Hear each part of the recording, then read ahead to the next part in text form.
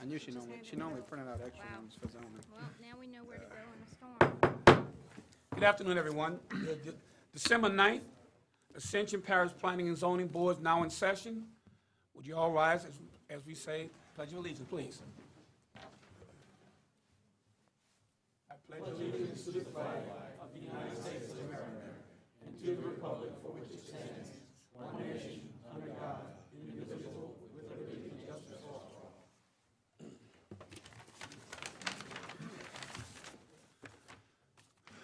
Okay. Roll call. Please note for the record that all members of this commission are present with the exception of Mr. Burgess. Introduction of staff, please. Stacy Webb, Secretary for Planning and Development. Cody Martin, the attorney for the Planning Commission. Ricky Compton, Planning and Development Director. Ben Moran, planner.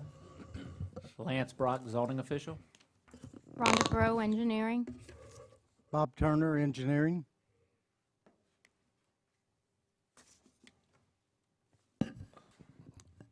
Thank you.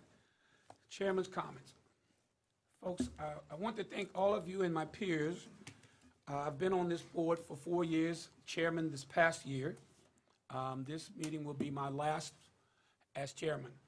I reach out to the public to have you guys understand this area is changing with leaps and bounds.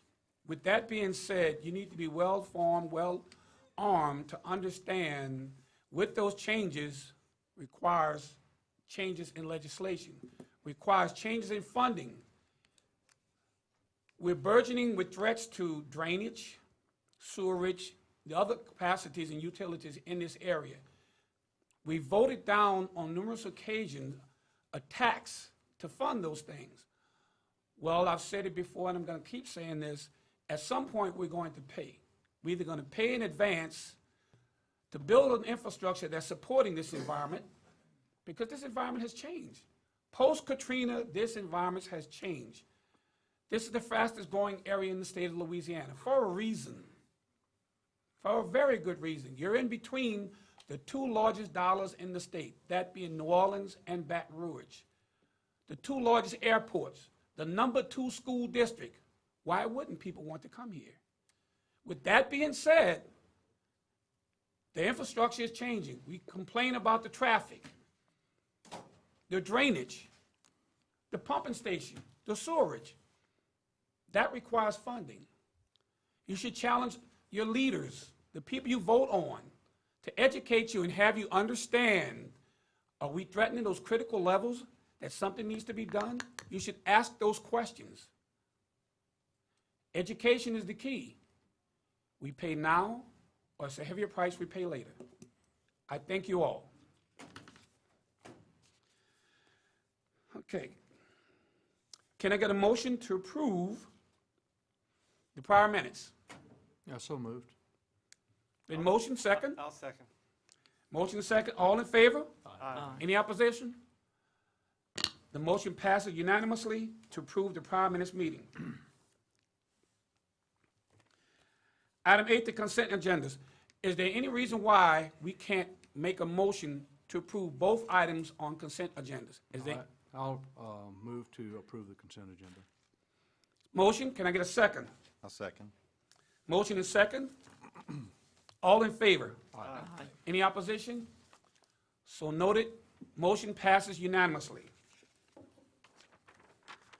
Item 9A, Hardy J. Kelly property.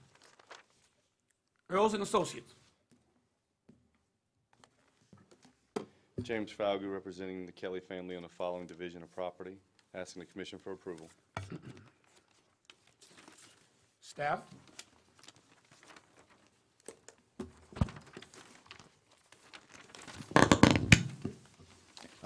Hardy Lane is an existing private servitude of passage, so as long as all the current users of it sign the plat and he has the spaces on it for their signatures, we recommend approval. That been done? It will be done. It will be done. Commissioners, any comments? At this time, we open the floor for public hearing. Any cards? Anyone desires to speak? So noted. That being said, we close the floor for public hearing. I need a motion. I'll make a motion to approve with the contingent upon all signees. I'll second. Then motion and second. All in favor? Aye. Any opposition? The motion passes unanimously. Item 10A.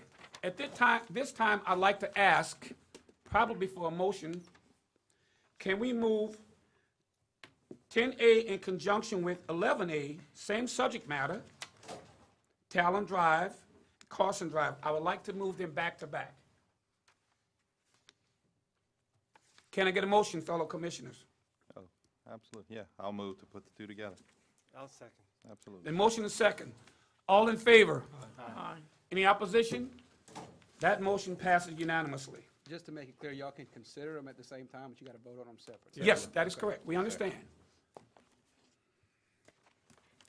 Item 10A. Talon Drive and Carson Drive. And I'll Mickey Robertson, MR Engineering, 9345 Interline Avenue, Baton Rouge. And I'll kind of talk about them both at the same time. The first phase is the final plat that we're asking for approval of tonight. Right now, it's servicing one existing building. We've built all the improvements to standards for a private industrial road. We've had a final inspection. We've addressed all the Planning Commission's comments. So we'd ask for your approval of that. Because of the success and the changes in the market, they'd like to have the option to extend both of the roads, Talon as well as Carson, in the future. So we went ahead and prepared a preliminary plat for the next phase of the development. We have addressed all of the Planning Commission's comments. The one remaining item was about a traffic study. And what we have agreed to is that we would only subdivide up to 5 lots, and then we would prepare a traffic study. Once you get beyond 5 lots, you meet a lot of the thresholds where one would kick in. So that's what we've agreed to, is that we'd like to ask for approval of both of these contingent upon not being able to create more than 5 lots. Thank you. You have to answer any questions. Staff? Based on the final, I've received everything I needed from them. Some of it was after you got your packet, so I'm okay on the final. As for the preliminary, the drainage was already pre-approved. The second phase was in the first, and then Bob can speak on the traffic. We met with them and with the planning department staff, and we're in agreement with the 5-lot threshold for a traffic study. Do they have to come back to us to subdivide beyond 5 lots? Yes, they'll have to come back. Okay, so at that point, we could We're require. gonna we would have to renegotiate. They would have to do a traffic impact study then before they, the way it stands now. And he has prepared, and he emailed to me and to Ricky, and I think Bob and Rhonda too, a plat with a note stating on it that they can't go more than 5 lots before So the the one traffic we study will be required. And we Okay. put He's that gonna note put that the on final plat both of and the these. preliminary plat. We put it on both. Oh, that's fine. Not that we have, but what you provided since. Right. Yes, sir. Okay. Any further comments from commissioners? This time, we open the floor for public hearing. Anyone desire to speak? Any cards signed? At this time, we close the floor for public hearing. Can I get a motion? Yeah, I'll move for approval contingent upon there only being 5 lots developed in accordance with the agreement. to do it Well, 10A or one at a time. Yeah, Yes. this is just A. 10A, correct. 10A. So I move for approval contingent upon the agreement to only develop 5 lots at this time. I second Mr. Chafisi's motion. It has been motioned and second. All in favor? Aye. Is there any opposition? So noted, the motion passes unanimously. 11A, Excuse me. that is Talon Drive. That's the final plat, so That it's is the the first final plat. phase. Right, so we've addressed all the comments, and you've heard from staff. We just asked for your approval. Thank you. Staff? Yeah, we recommend approval. Everything's been cleared by Rhonda as far as the as-built drawings. I think that's what's noted on that write-up for the final plat, so. Any comments from commissioners? This time, we open the floor for public hearing. Anyone desire to speak? This time we close the floor for public hearing. Can I get a motion? I'll move to accept the final plat. I second Mr. Pryor's motion. It has been motioned and second. All in favor? Aye. Any opposition? So noted, no, that motion passes unanimously. Thank you. 10B, Stony Point Estates. That too would be. Good evening. Mickey Robertson, MR Engineering, 9345 Interline. The property that we have before you today is really a gorgeous piece of property, and we've gone through great lengths with our planning process to try to save as many of the magnificent trees that are out there and really preserve the nature of the property. It's 126 acres roughly on the west side of Highway 73 and the southwest part of the parish. The property is zoned conservation, which is 1 lot per acre, and the proposal we have before you today is for 120 lots on 126 acres. We have about 25 acres of lake and pond. We have, as you can see, the streets really gerrymander a lot around a lot of the trees. We went through an extensive survey of locating a lot of the trees to make sure that we could take advantage of some of the views that are out there. One of the requirements when you have a piece of property that's zoned conservation, but maybe the adjacent property already has a development, is that the adjacent lots to that development either have a 200-foot buffer or they be a minimum of 1 acre. If you'll note on the south side of this property, all of those lots are anywhere from 1 acre to 1.25 acres. The lots in this development will average from 1/2 acre to up to 2 acres in square footage. We prepared a traffic study. Traffic study indicated that we actually needed a northbound left turn lane into the development. We have agreed to provide that left turn lane. We have addressed all the other comments from planning staff. Anything that they needed to note on the plat, we addressed it. In September, we had a meeting at the St. Gabriel Community Center. We invited everyone from the adjacent neighborhoods in the community area to come out and look at our plans. We talked to them about the homes that were being built, the sizes of the lots, just whatever, any questions they had. Obviously, they had questions about the drainage. I'll get to that in a minute. One of the things they asked us to do at that meeting, since we were kind of early on in the process, was to come back and have another meeting with them after we submitted our plans. After we submitted our plans, we reached out to them to see if we could have another meeting. They were satisfied with what we had sent them through Councilman Turner. So they didn't have another meeting. We may still meet with them again in the upcoming weeks if they would like to have, if they have any further questions about the development that we're planning here. But it is going to be a very nice, large estate lots, very nice homes in this situation.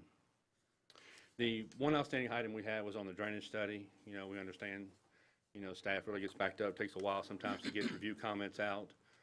We had a few lingering comments towards the end. One of the final comments was about whether or not the upstream acreage was 1,400 acres or 1,100 acres. We thought it was 1,400, they thought it was 1,100. We're still talking about that. We're going to do whatever compromise, whatever we end up with. We were taking the more conservative route. So that's the main comment that's left from the drainage study. Other than that, I'd be happy to answer any questions you may have, and thank you for your approval. Staff? As far as the plan, this is the first one that you guys have seen in conservation zoning, that usually they've all been in RM, 3 units per acre. This is 1 unit per acre. Like he said, it's 120 lots on 126 acres. They meet all the requirements for park space. They have large lots that border the conservation zone and to the south of it. So all the planning requirements are met on the plat. Rhonda can talk about the drainage issues that they're still working out, and Bob has approved their traffic impact study. Who's saying 14? Are you saying 14? We're saying 14. Y'all are going the more conservative route. What kind of problem is that generating? None for us. Where would the bigger problems be on that creek going in between? The only thing that would do is make our crossing bigger if we went with the 1,400 acres that we think it is. You're crossing over the creek? Right. We're crossing over Cocoa Lateral one time, And the traffic impact study did not show a turn lane or anything? Yes, yes, it did. It does yes. have a right turn lane in, No, a left turn lane. left turn lane in? Left turn lane Okay. coming northbound on 73. Okay, I got you. Okay. Any further comments from commissioners?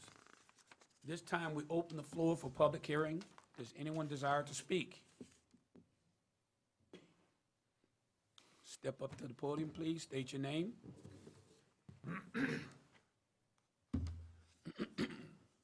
Kenny Andrus. I live at the very end of Lewis White Road, which is just to the left of this property, or the west of it. And the only question I have, because I have no information at all, is how is the sewer going to be treated here? I get a lot of east wind across my property and prefer not to have that fragrance. Fragrance. Nice choice. Can I answer? Certainly. My apologies, sorry, I did not address sewer earlier on. We will have a sewer treatment plant on the eastern side of our property that will outfall into New River, is the plan right now. So it won't be near Mr. Andrus's property. That address your concern, sir. Where Does is anyone it? else desire to speak? Which lot is the wastewater treatment plant? Look at 21, right at the end of River Reed Crossing. Okay, yeah, I see it now. No one else desires to speak? At this time, we close the floor for public hearing. Can I get a motion? Well, I'd like to hear from Rhonda on the drainage issue. Yeah, why don't we do that first? Okay. I'm okay with, I mean, the comments were minor. We can resolve it. The watershed is probably more conservative. We're just trying to make sure that we're consistent with what we're seeing in our studies. So that's something I need our manager, which is Darryl Primo, to sit down with us and have a meeting, which we've had one. We can have a second one. We just need to make time to sit down. So I'm okay with approval contingent upon the drainage impact study. Well, I'll move for approval contingent upon approval of the drainage impact study. Second? I'll second. There's been motion and second for approval. All in favor? Aye. Is there any opposition?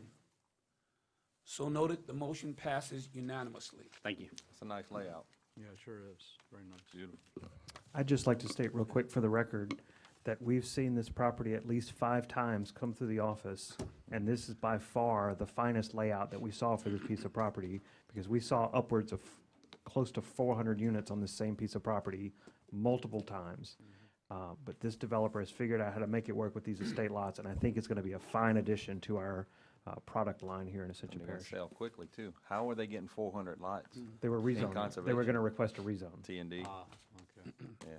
Well, Wow. this is a reflection of the changes that we made in the subdivision regulations. Yeah, this is really a nice So layout, big It lot. really did come out nice. Item 10C, Ascension Commerce Center, 5th phase.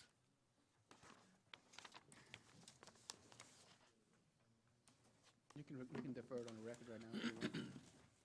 I'd like to request a deferral, I'm sorry, my name is Derek Murphy, Quality Engineering and Surveying, and we'd like to request a deferral to the January meeting, please. Okay. Do we need to vote on that? Whether or not Can I we- get a motion? I'll move to defer Yeah. till January. I second the motion. In motion and second. All in favor? Aye. Any opposition? The motion to defer item 10C, Ascension Commerce Center, 5th phase, to the January meeting has been approved. Thanks, Derek. Thank you. Item 10D, Bell Savani, did I pronounce it correct? Savon? Savant? Again, Derek Yeah, Murphy right. with Quality Engineering and Surveying. We come before you tonight with Bell Savon, off of 73, in Dutchtown, near the Dutchtown High School. What we're asking for tonight is approval on 285 lots with a connection to Highway 73. We understand that traffic in this area is obviously a point of concern out here. We've had extensive meetings with DOTD, Traffic Engineering, Planning, and several people who had a stake in this corridor. We have Nick Ferlito with Neil Schaefer to answer any questions that y'all might have on the traffic. We've actually, this was deferred from last month, where you've seen probably a little different configuration. And then as late as last week, we had another meeting with staff and made some changes with the roadway sections. And if I could get this thing to work.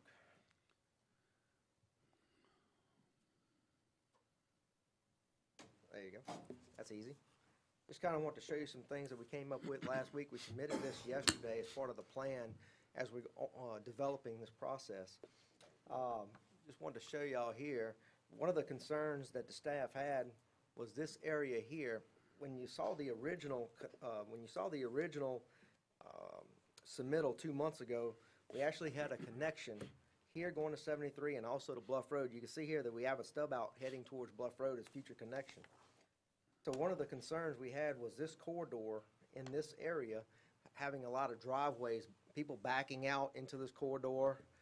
So what we did was we changed that from a 50-foot to a 60-foot right-of-way. You can see here we put many roundabouts at these intersections, which were a point of concern of if we do make this a throughway to Bluff Road, then we would have some traffic there, obviously diverting from 73, and we have traffic studies to show some of that. Is that the ultimate plan to make it What's that? is the ultimate plan to connect it to Bluff Road? Yes, sir. Yes, sir, it is. Neil Schaefer's also doing a corridor study showing that connection. This is going to be through your developer that's going to do this corridor to connection to Bluff? No, that's going to be a DOTD type project. Oh, really? Yes. Okay.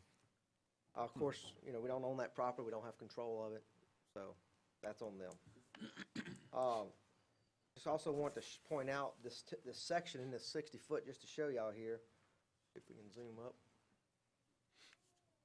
It's actually a boulevard-type section with a center drain. And what the purpose of that is to keep people from backing out across 2 lanes of traffic. And so those are some compromises that we came up with the staff in this area in order to make sure that safety safety was their concern here. We've also restricted on this main corridor the driveways of all the corner lots in order to go to, if you look here on all the corner lots, we put notes on here stating that no driveways can connect to Bell Reserve Avenue. So in other words, they have to tie to the side streets. We also are willing, being such that traffic is a problem in this area, or is a concern, what we're willing to also do is put a stipulation on the 3rd phase that no certificates of occupancy be approved until the future connection towards Bluff Road has started construction, in order to limit the amount of lots that will be coming out onto 73. Do you have a roundabout at every intersection along Bell Reserve? Road? On this plat, yes, sir, those 2 main intersections. Derek, when were these And drawings? it's not sir? When were these drawings produced? Because we didn't get these. Yesterday, were produced yesterday and submitted was it yesterday, Ricky? I submitted? Do you have copies with you? that we can Actually, get, or I'm we don't? sorry, I don't. Okay. I did. Okay. So that's why I'm putting it on the little gizmo here, but just kind of Can want you move down, Yeah, can you move down zoom Bell over? Reserve? Okay, I see 2. What about the intersection with Bell Reserve and Bell Mare? That's not gonna have a roundabout? I'm sorry, Matt. Oh, that one? No, we actually gonna go ahead and we're gonna cut that off at the boulevard. So it's not gonna, these people, that'll be basically a restricted type access. So Bell Mare will dead end? Yes, sir. Then, okay. I see, okay. It'd be a right in, right out type of access. So the only road that you're proposing to put this boulevard is only down Bell Reserve? Yes, sir, and only between Okay. Bell Rain and Bell Savon Avenue. Okay, so not continuing out. So Right, because the concern there was the people backing out into the traffic. And so what we wanted to do is limit that. So why are you not trying to limit it on Bell Savan Avenue going down on the current exit? Is that because you're planning on a northern exit onto 73 eventually? Right now, that is the plan for DOTD, is to go north, and that's why we have the connection to the northern property line. That would be their connection, not Yes. not Bell Savan. They wouldn't Right, utilize Bell Savan. that would become a restricted access later on. Okay. I mean, and there are only lots on one side, so I mean, that does kind of make it a little bit better. Ponds on the other. of Bell Savan I'm referring to. Okay, so that clears that up. I just wanted, I wasn't Yes. clear where that And I corridor was apologize, gonna didn't run have a through. copy. We've been in negotiations and talking to staff. We think we put our heads together and came up with some good solutions, some innovative solutions for these problems internally to the subdivision, making this even a better subdivision than what it was. So, So without Phase 3 being approved, and that throughway going all the way through to Bluff Road, it's gonna add 285 lots? no, the 285 is with Phase 3. That's with Phase 3. Yes. So without Phase 3, if that does not get built, how many lots are gonna be? Let's see, Is Phase this gonna- 3. It's going to be about 185, I believe. So it's from 189. So we're going to have basically 188 lots. So if this never gets built, 188 lots are gonna be relying upon that front entrance, Yes, right? yes. Okay. Okay, And that's why we wanted to limit with the third phase. that seems kind of, and you're gonna cover that with a note on the preliminary plat? What y'all were gonna do? Yes, and with your approval tonight, it'll be part of that. So we can definitely add that to the preliminary plat. Yeah, kinda like we did with the last one, where we put in a note with the 5 lots, then traffic impacts. I mean, traffic study. The other, and I think we do have our traffic impact approved, even without that connection, so this is an addition to that. Our drainage impact study, we don't have our final approval on the drainage impact study. We feel that we don't have an issue with that, because we're gonna meet those comments. We've been talking to staff, and so I think we're gonna ask, again, another contingent upon is approval of the drainage impact study on this project. Obviously, there's a lot of flow. Water comes through this site all the way from Highway 74. This is a very large and complicated study, and it is we also cross the interstate with water, 73. So we're in a conveyance here, and it goes across Bluff Road, goes into Bluff Swamp. So it is a very large watershed that we're taking on, and it's complex. So we're asking also for approval contingent upon the drainage impact study. Does this proposal, or this plan, does it back up to or border the subdivisions that come off of 74 going in, that kind of run north off of 74? Yes, sir. Behind Dutchtown High School? Yes, sir, it does. So it will border those subdivisions? Yes, sir. Is there any plan to try and connect to those subdivisions? At this time, no, sir. You'd have to buy a lot out. Yeah, there is one connection, but it's owned by a private lot right there, a lot owner. If you can look on, At Lake at Twin Oaks? Is that where? well, no, if you look, even on the original one, if you look here, you can see that this is actually not part of the subdivision. This is an existing lot right here. And so we kind of cut off there, That's so. at Jasmine Hill Drive, or, no, that's not Jasmine Hill. That's Serenity Court. Oh, okay, I see. So And track so, 2 gets in your way. right. But track 2, yeah, that's not going to be part of our development as well. So the intersection at Highway 73, access management, I mean, as far as DOTD goes, you guys have to obtain a DOTD permit to, I'll let Nick answer that, Tie but in. yes, we have to get a DOTD permit, yes. and it looks like you are having to put in a turn lane A right- into your neighborhood? That's correct, a right turn lane, and then Southbound. and then restripe the center line Right, and make that a dedicated turn lane as well. okay. Now understood.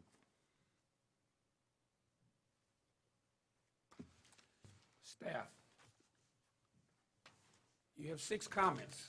I'd love to understand that these items have been addressed to your satisfaction, along with drainage, sewerage, and the treatment plant. I understand. So I'm just going to go through them one by one. They've addressed the new entrance with a revised version on the plat that I apologize that you do not have. One of the other issues that we were concerned with was that on the plat, there's 2 parcels on either side of the entrance, on the north side and the south side. And we were concerned with what the impacts were that those 2 parcels were going to have if they both requested driveways as well out to Highway 73.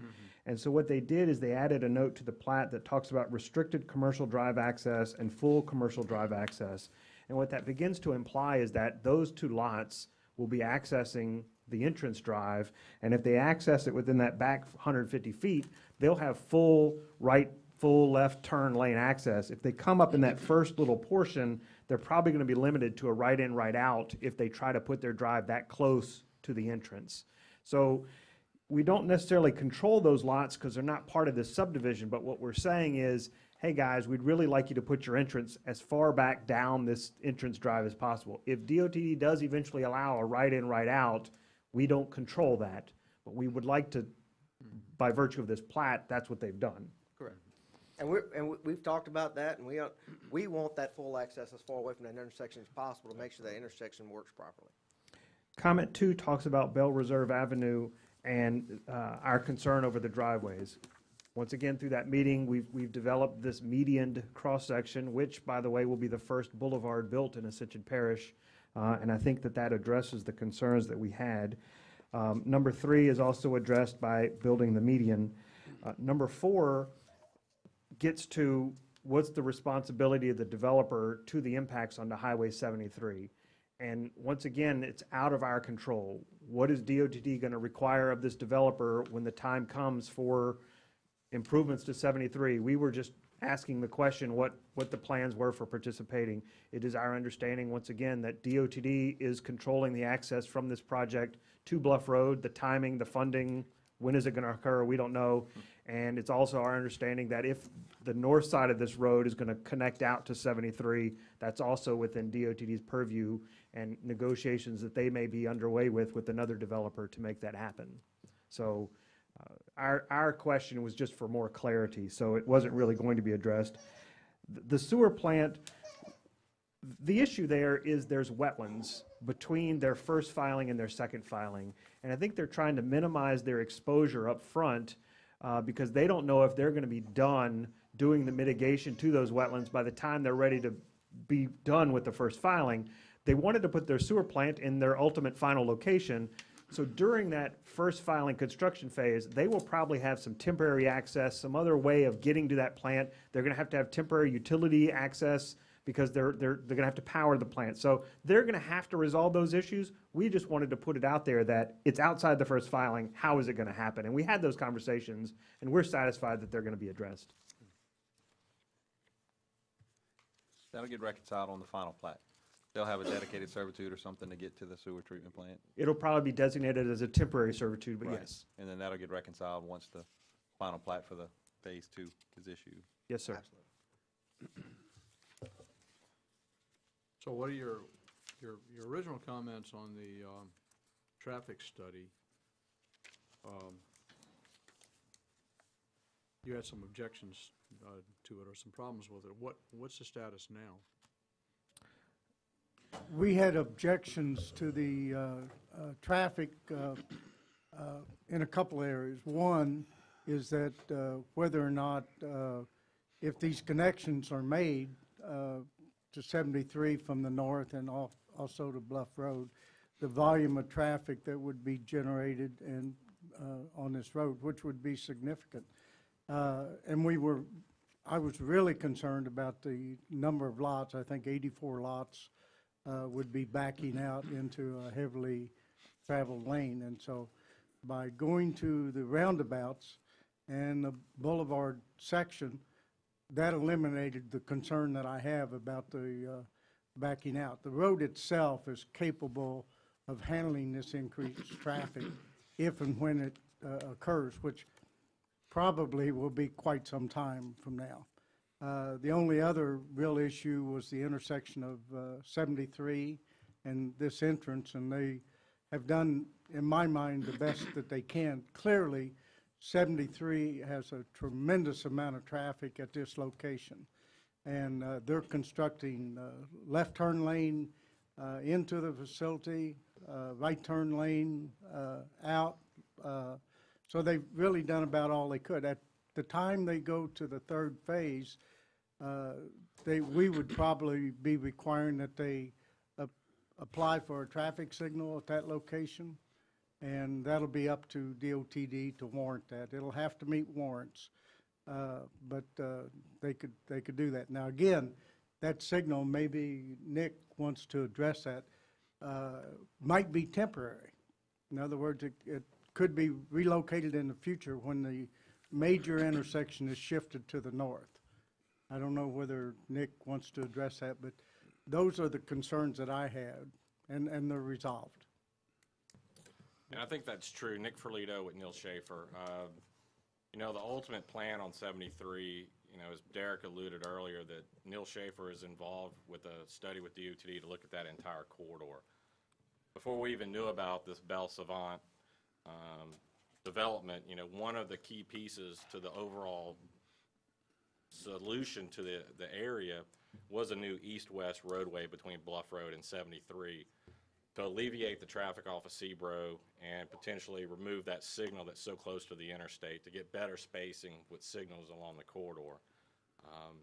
So when this development came up, you know, DOTD saw that that was an opportunity to maybe team to help get this east-west corridor constructed in a quicker fashion. So the development would construct a good portion of this roadway, but the tie-ins to 73 and Bluff Road would ultimately have to be done through DOTD because this developer does not control that property. DOTD is, you know, they're pushing this project forward. Time frame, you know, I do not have that. But as far as the signal goes, you know, the ultimate idea is to move that signal to wherever that future east route connector ties into 73. Whether it's at this existing location where it's shown on the plat today, or whether it's at the northern portion that was in the original plan that DOTD is pursuing. I mean, traffic already backs up from 74 to the interstate on 73. Sure. I don't know what another signal is going to do there. Well, the long-range plan is not just an east-west connector, but also to do intersection improvements down at 74, interchange improvements, widen 74 to 4 lanes. What about Bluff Road, right turn only out of Bluff Road? Is that part? That'll be converted to right in, right out when that signal's removed. Now, who's asking, does the traffic study show that a signal is warranted there? Or is DOTD asking, temporary, I'm sorry? No, nobody's asking for the signal. It's just an idea right now? Well, if you look at a full build of this development, when phase 3 is completed, and we also considered the front portions, if that ever develops into retail or whatever it might be, you know, the delays on the side street would be extremely long for anybody trying to exit that. So when you see that, the one way to a solution to that is to, you know, try a signal there. But it would have to be warranted and traffic met before DOTD would permit a signal at that location. And you guys have to do I guess, a driveway permit or access permit to Highway 73? That's correct. And has that been done, or? No. So you guys are going through with a preliminary plat without knowing whether or not DOTD will even approve this bottom one, or preliminary meetings, or? Well, the DOTD has been involved in this process the whole way through. To get the temporary one on the south They side? actually approached us when they found out about this, and so they've been involved and at the table from the get-go. Okay. Because they wanted this east-west, and they found that this was that opportunity to start building some of this road. With a boulevard? Well, yes. And you're also, that 60 foot's going to carry all the way through to that T on the new plat? Right now it shows 50 on Bell Reserve Avenue. No, because we come back, after we get past that roundabout, back down to a standard section. So you went down to 50 foot Yes. again. So why not do a 60-foot servitude right now in case DOTD wants to come through with that boulevard all the way through? Well, originally, this was a standard section the whole way through, and they were fine with the 50-foot. Right. So they had already approved the 50-foot and said, this is the road we want to build. DOTD did? Yeah, they said they would be fine with the way we had it. The parish is the one who came in and said, look, we're a little concerned about people backing up on Right. this particular section. And so, working with the staff, we came up with this solution. So DOTD was okay with the way it was, and we, you know, working with the staff, we've actually made it better. But if it's 60... I might point out that the reason that it was proposed was the backing out situation. But if you'll look at the ends, that condition is not as prevalent as it is in the section that we're widening. You would have just two lots. Actually, those two lots would not take access onto the boulevard area. Would the boulevard fit in that 50 foot? Well, there's four that would. However, it's only on one side. So it's not quite as difficult as having a fairly narrow road and houses on both sides, where people are trying to back out from both directions, in addition to the traffic on the road.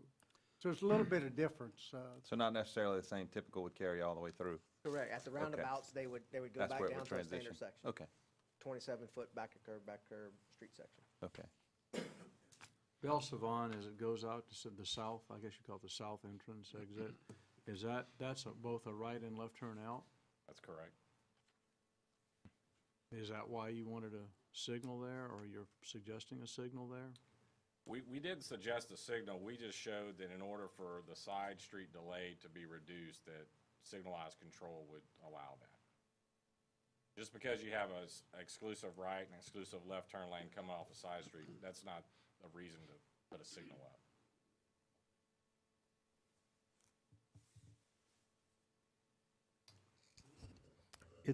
It's our belief that whatever DOTD decides to do with the Highway 73 corridor, that there's a potential big box user on the east side of 73. And however they decide to treat the 73 corridor, whether it be a roundabout or signal improvements, that will occur at either this entrance or the road that's going to be built further north. One or the other. When they finally decide what it's going to be, it will be that. And the other entrance, if they do it at the southern entrance, that northern road probably never gets built. If they do it at the northern entrance, this becomes more or less a right in, right out kind of situation, because nobody's going to be able to turn left out of this. You just won't be able to. So the driveway issue is substantially improved from where it was. It was 48 driveways backing out into a narrow 2-lane road with 7,000 ADT, average daily trips. Now that becomes 2 one-way roads that you're backing out into half of that. So we think it's substantially improved. 4 lots, those 4 guys are going to have a little trouble backing out some days, but 4 is a lot better than 48. Okay.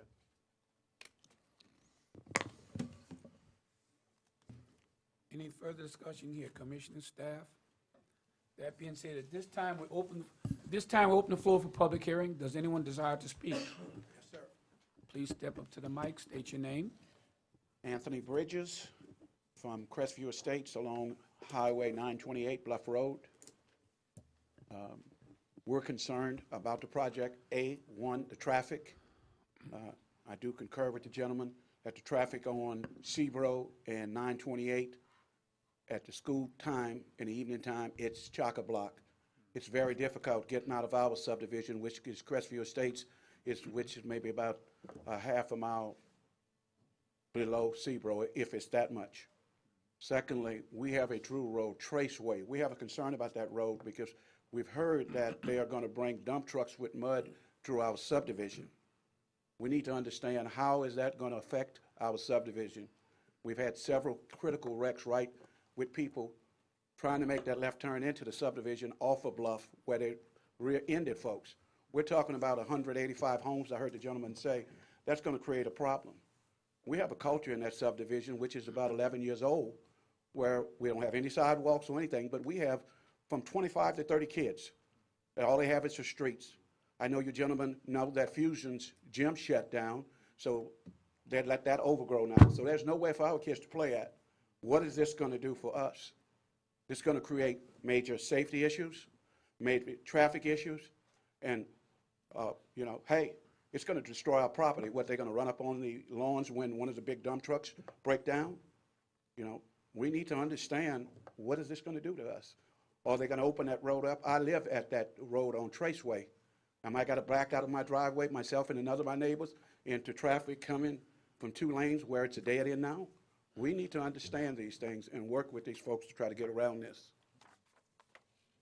So your concern is if and when the road goes through the Bluff Road? Yeah, it's going to create traffic. I mean, tremendous traffic, and no light at 74 and Seabro and 7. It's going to be very difficult. It's difficult now. When I moved in 10 years ago, you've ever seen a car. Now with all the plants ramping up and all the work going on, it's going to be very difficult. I agree. There needs to be a light at 74 and Bluff Road. Without a doubt. Sure. Yes. Seen a lot of bad accidents there. Yes. Very bad accidents. Your other concern is a temporary construction access on Yes. Terrace Way? Right, that's right throughout, where my wife and I back out and other neighbors. I'm not comfortable backing in and out with trucks. And the other concern, like I said, it's bigger than me. It's the kids in our neighborhood. We got these big trucks coming in there. That's a narrow street. It's one way in, one way out. Where did you get the idea that these big trucks? That's what we've been hearing, that they're gonna bring dump trucks through our, Well, maybe we can. Well, yeah, I wonder if we can, let's squash and. I mean, that sounds like a legitimate concern. Can we hear? we from understand, we need to understand that. Absolutely, because I mean, that can tear up your road, and I mean, the parish Tear owns up that our road. roads. We're gonna have to fix it if they tear it up. I'm not sure where it would come from. I mean, where would the temporary access be? For the record, we would never permit construction traffic for a subdivision to travel through an existing subdivision. Okay, We would never allow that. okay. Well, hopefully that'll address that. Good. That is a big concern. So. Yeah, sure. Does anyone else desire to speak? One other question. I heard you ask earlier about the connection of the subdivision. We also, sir, at some point, that road on Crestway would connect to this subdivision. We saw a plot plan where there's a house there now. We just want to verify that that's going to stay that way and not going to change as they get into the project. Yeah, as Because far as- again, that's going to bring traffic through there and it'll be chock-a-block. It won't change. As far as our plat looks now. yeah. 169 and 168. Want to make sure those are going to remain marked. Why don't you come up and identify? Any yourself? revision to the plat from what you see today would have to be right back here for a public hearing. We would have to send letters back to all the adjoining property owners. So specifically, there is no access through Terraceway Avenue into your subdivision. There's no access through the southern street into the other street. Serenity Court, I guess is what it's called. So there's no access through your neighborhood or the southern neighborhood. So if they changed it, it would have to come back here, it'd be advertised, we'd remail everybody, we'd have another public hearing. Thank you very much, sir. I'm Tim Poppy. I'm also a resident of Crestway. I heard, did I hear you guys right say that the drainage was still under review far as, because my house backs up to that 166, 167 lot. I was just curious to know.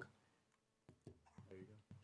Because my actual drainage in my backyard is a ditch. And I didn't know if they were piping drainage off the back of that lot, or were they going to have a ditch, butting up to my ditch. That was my concern.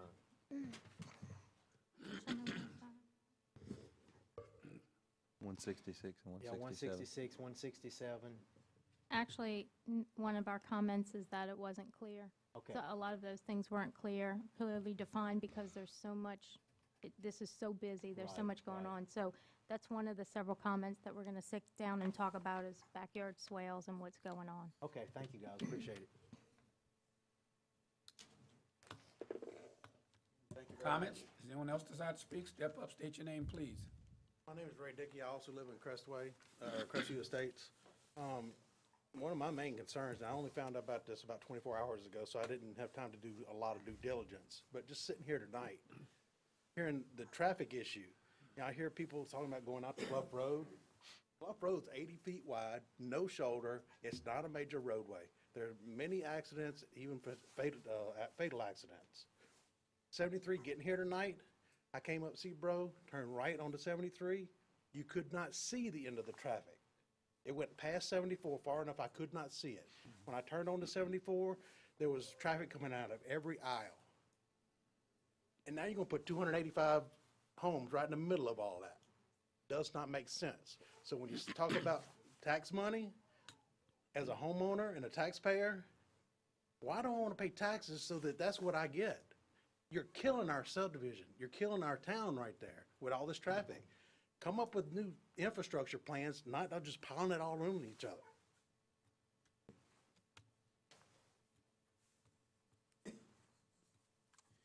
Any further comments?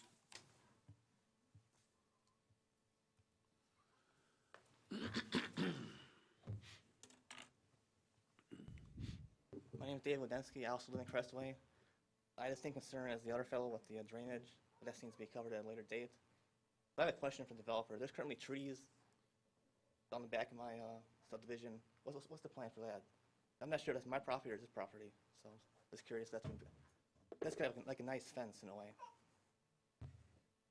Just currently I have no houses behind my neighborhood. So now there are, potentially 2 more houses, so if the trees stay, it'd be a good barrier, for privacy.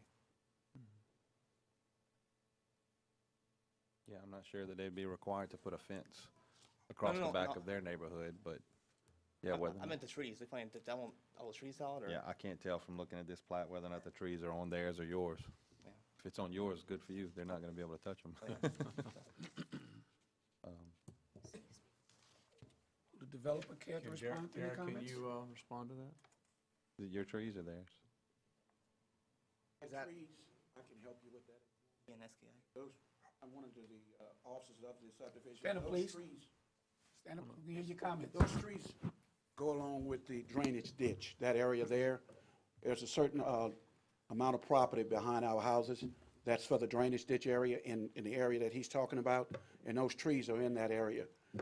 We as homeowners are responsible to keep that cut and trim, but that sits outside of our property line. It basically has to do with the drainage system, so that's exactly right. That's what it is. So wait, it's not clear. Are the trees on the new development, proposed development property, or on the? Trees are on, it's in between the two. In other words, it's on the drainage, it's on the drainage. It's on the 15-foot drainage servitude? Yes, it's in the servitude, that's exactly right. Okay. It's in the servitude. I got 3 or 4 in the back of my house. Well, good for you guys. Y'all get to keep them. All right. I guess that's all the public comments. I can I don't know. answer some of those. Anybody else signed up? One more, Derek. Okay. Behind you. If you speak and you haven't filled a card out, please fill a card out. First. No, just make sure you do before you leave. Good evening. My name is Greg Fulcher. I live at 13542 Bluff Point Drive, which is in Bluff Heritage Subdivision. I own lot 25, 26, and 27, which backs up to the, I guess, the western side of the proposed property. I also have a purchase agreement to purchase the acre lot, that this, it says mandatory road connection to Bluff Road, which is scheduled to go straight through that property. It sounds like this boulevard with a center drainage is gonna, I guess, I would assume they would be drained straight through that property that I have a purchase agreement to buy. I appreciate the property's owner's ability to sell the property. I applaud the developers for taking the risk to do it. And I appreciate y'all's fiduciary responsibility to do what's in the best interest of everyone in the community. But I think we all know that the property values in Bluff Heritage range between 400 to 500. Crestview, 225 to 275, Moss Point, 325 to 375, and Twin Oaks, 400 to 600. And we're gonna take that, probably the last beautiful piece of property on high land in Ascension Parish, wrapped around the schools, and turn it into houses at $180,000 of value, price point. 180,000, as we understand it. We all know what that's going to do to the surrounding areas. So and then the traffic, what is the need for moving traffic through that corridor? As a suggestion, why can't we have each phase have their own individual exit? One to north on 73, one to south on 73, and one on the western side to Bluff Road. Because most of the traffic that clogs up that area in the afternoon are not residents of Ascension Parish. They're moving through. Why could we not have that traffic on 74 that tries to get on Bluff and then jump on Seabro Road to get out, go over to 74 and potentially have an on-ramp to I-10 at that point, as a suggestion? The drainage, my understanding is all of the trees on that drainage will be removed. So for people that care about that, they need to take that into consideration. The impact on the schools. I have a 3 and a 7-year-old that attend Dutchtown schools. We live there for that reason. We have 285 homes, an average of 2.5 children per home. That's another 700 people, children in these schools. I would just encourage y'all and the developers to consider something with larger lots. If we dream a little bit, something like Mallard Lakes in Ascension Parish, or at least 1 to 2 acre lots. And the impact on the schools, and just try to find something a little more creative than packing in 285 homes. Thank you.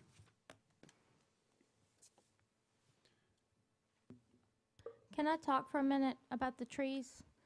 I want to mention that if the trees are, like you guys mentioned, if it's on their property, that Belle Savon can't do anything, but if they're in the drainage servitude, then our drainage department would determine if the trees need to come down or not. If it's affecting drainage, then that might happen, but that wouldn't be Belle Savon making that decision if it's not on their property. Right. The comment about the drainage from the boulevard, the drainage within the subdivision has to go into the retention ponds, but I don't know, where's the ultimate outfall, Derek? Where's the outfall? From the retention pond, where's the outfall?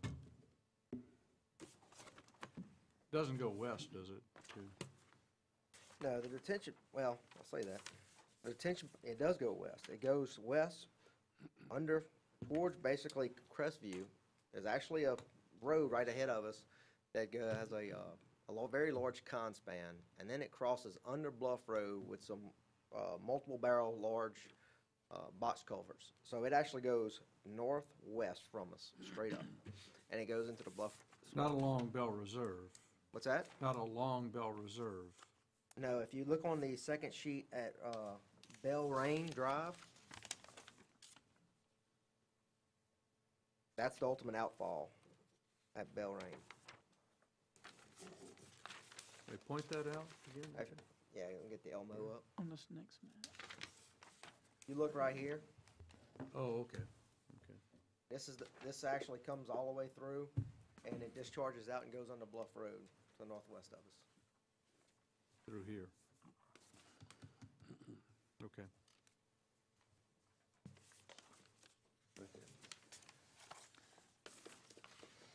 You want to, there was a comment made about separate entrances. Explain why that didn't work out, and can you confirm, just for our interest, whether the home prices, I don't know if you even know that, the answer to that question, what the home prices might be in the subdivision. Well, for home prices, I don't. I can tell you that these are going to be quality homes. I'm not going to sit here and say what price range they're going to be in. I can tell you they're going to be, I don't think they're going to be 180,000 or that. I think they're going to be, just from the pure development cost of this property, they have to be higher than that to make it work. Well, that was, part of the reason we made the subdivision changes that we made last year was to add sidewalks and trails and green space and all that in order, with the understanding that that would drive up the cost of the homes in the subdivision, because you have to, just for the reason you just stated, that the developmental cost is so high. But, I mean, that was I don't know where that, the gentleman that spoke got that information from, but I'd be curious to know. What's the range of the size of the homes? Well, the lots are how big? Well, they range. The lots are going to be, all over. the lots are anywhere from 53 on up to 70s. Right. Couple 80s. Yeah, some 80s and that stuff in the corner lots. That's the width, 50 to 80? What's that? 50 to 80 in width? Yes. So you don't have a payback. You don't have payback information on what what the developer would have to get. No, sir. I can tell you they're going to be, just typical 135 to, 130, 140 a square foot, just like everywhere else, so. Wait, say that again? I said, roughly around 130 to 140 square foot type construction cost on the homes. Oh, okay.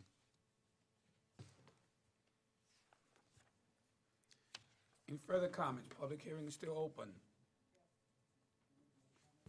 This lady hasn't spoken. Well, he didn't address, I asked you to address the separate entrances. Derek, I asked, what about the separate entrances, that comment that was made? I'm trying to figure out exactly what he's talking about, I'm assuming to Well, he the was saying that why doesn't each phase have its own entrance and exit? Well, I mean, it's part of the master plan. I mean, we're actually concentrating the connection along 73. I mean, we actually have limited frontage, and so that connection along 73 is our frontage and to the public street. So that's why we're concentrating our entrance right there. Okay. And I'd like to add too that, DOT's goal moving forward on these corridors is to limit the number of accesses. And when phase 3 does come through, that access to Bluff Road will be. No, I think this is the first subdivision that's come before us that has so much involvement of DOTD. So it's a little different.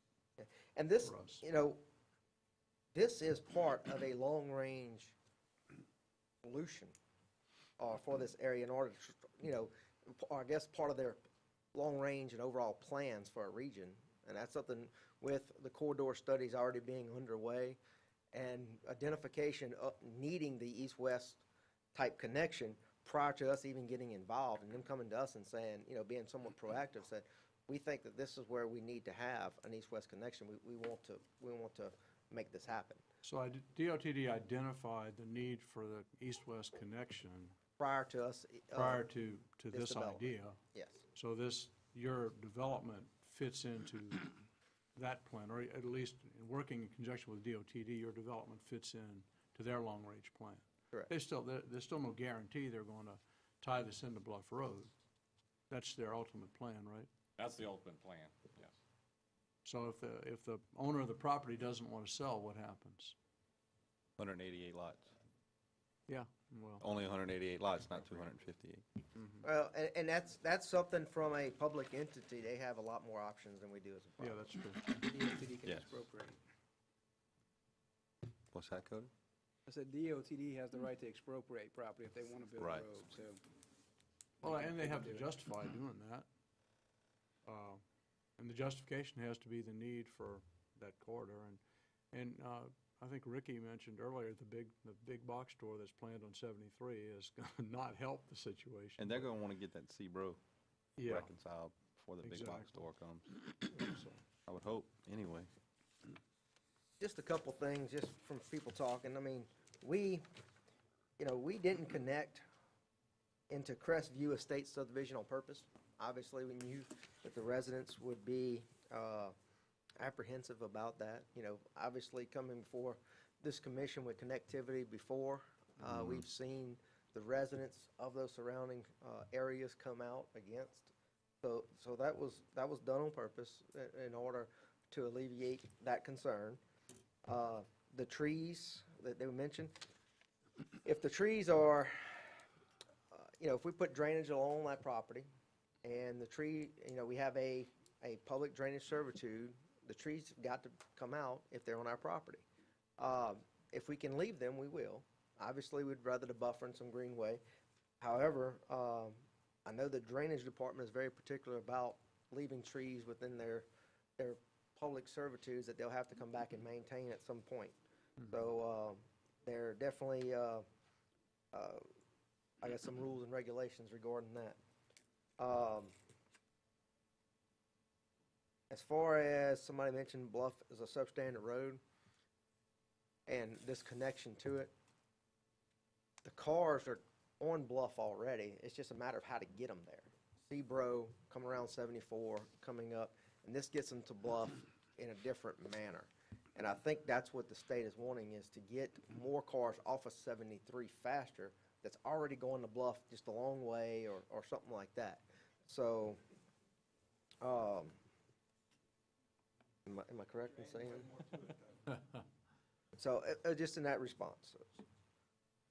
Well, Derek, let me ask this. What is should this be approved, what is the timeline for the development of these two phases? Well, obviously, the first phase would definitely come in as soon as we can get the lots on the ground. The second phase will be market-driven. Give us an idea of time. I'd probably say 12 to 18 months, maybe 24 months, something like that, depending For on the the first market. phase? So the first phase, we hoping to be on the ground probably within starting construction in 2016. And wait, what about the road, I guess it's Bell Reserve? The road that Yes. would eventually, if it were extended to Bluff Road, when would that be constructed? You're probably looking at, that also has two things. One is our market, and then DOTD as well is driving that. Right. So you're probably looking at, if we're in 26, you're probably looking 2018, 2019, something like that, depending on the market.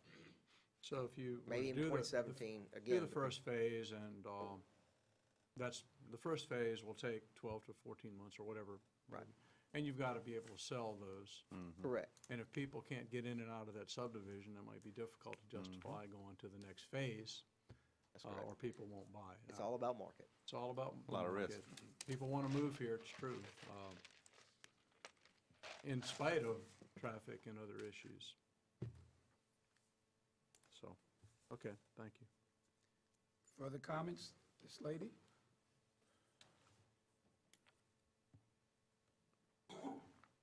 Sandra O'Quinn, I live in Crestview Estates. My comments are, number one, the value of our homes is going to go down if they are building on these small lots.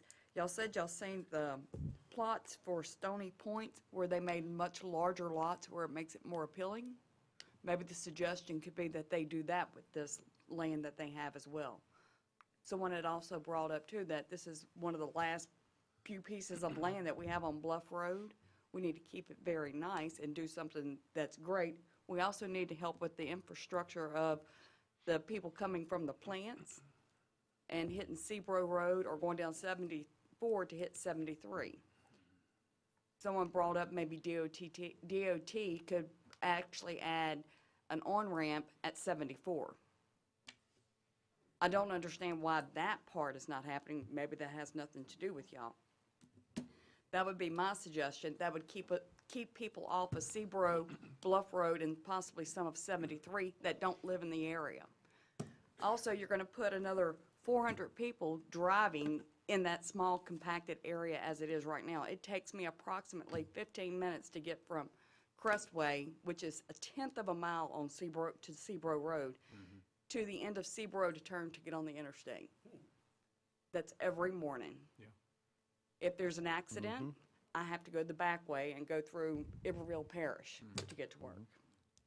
So it's creating, this subdivision looks like it will create a lot of conflict for me and not give me for what I was seeking when I moved to Ascension Parish, which was to get into the great school system that wasn't overloaded with children. We're going to overload our schools.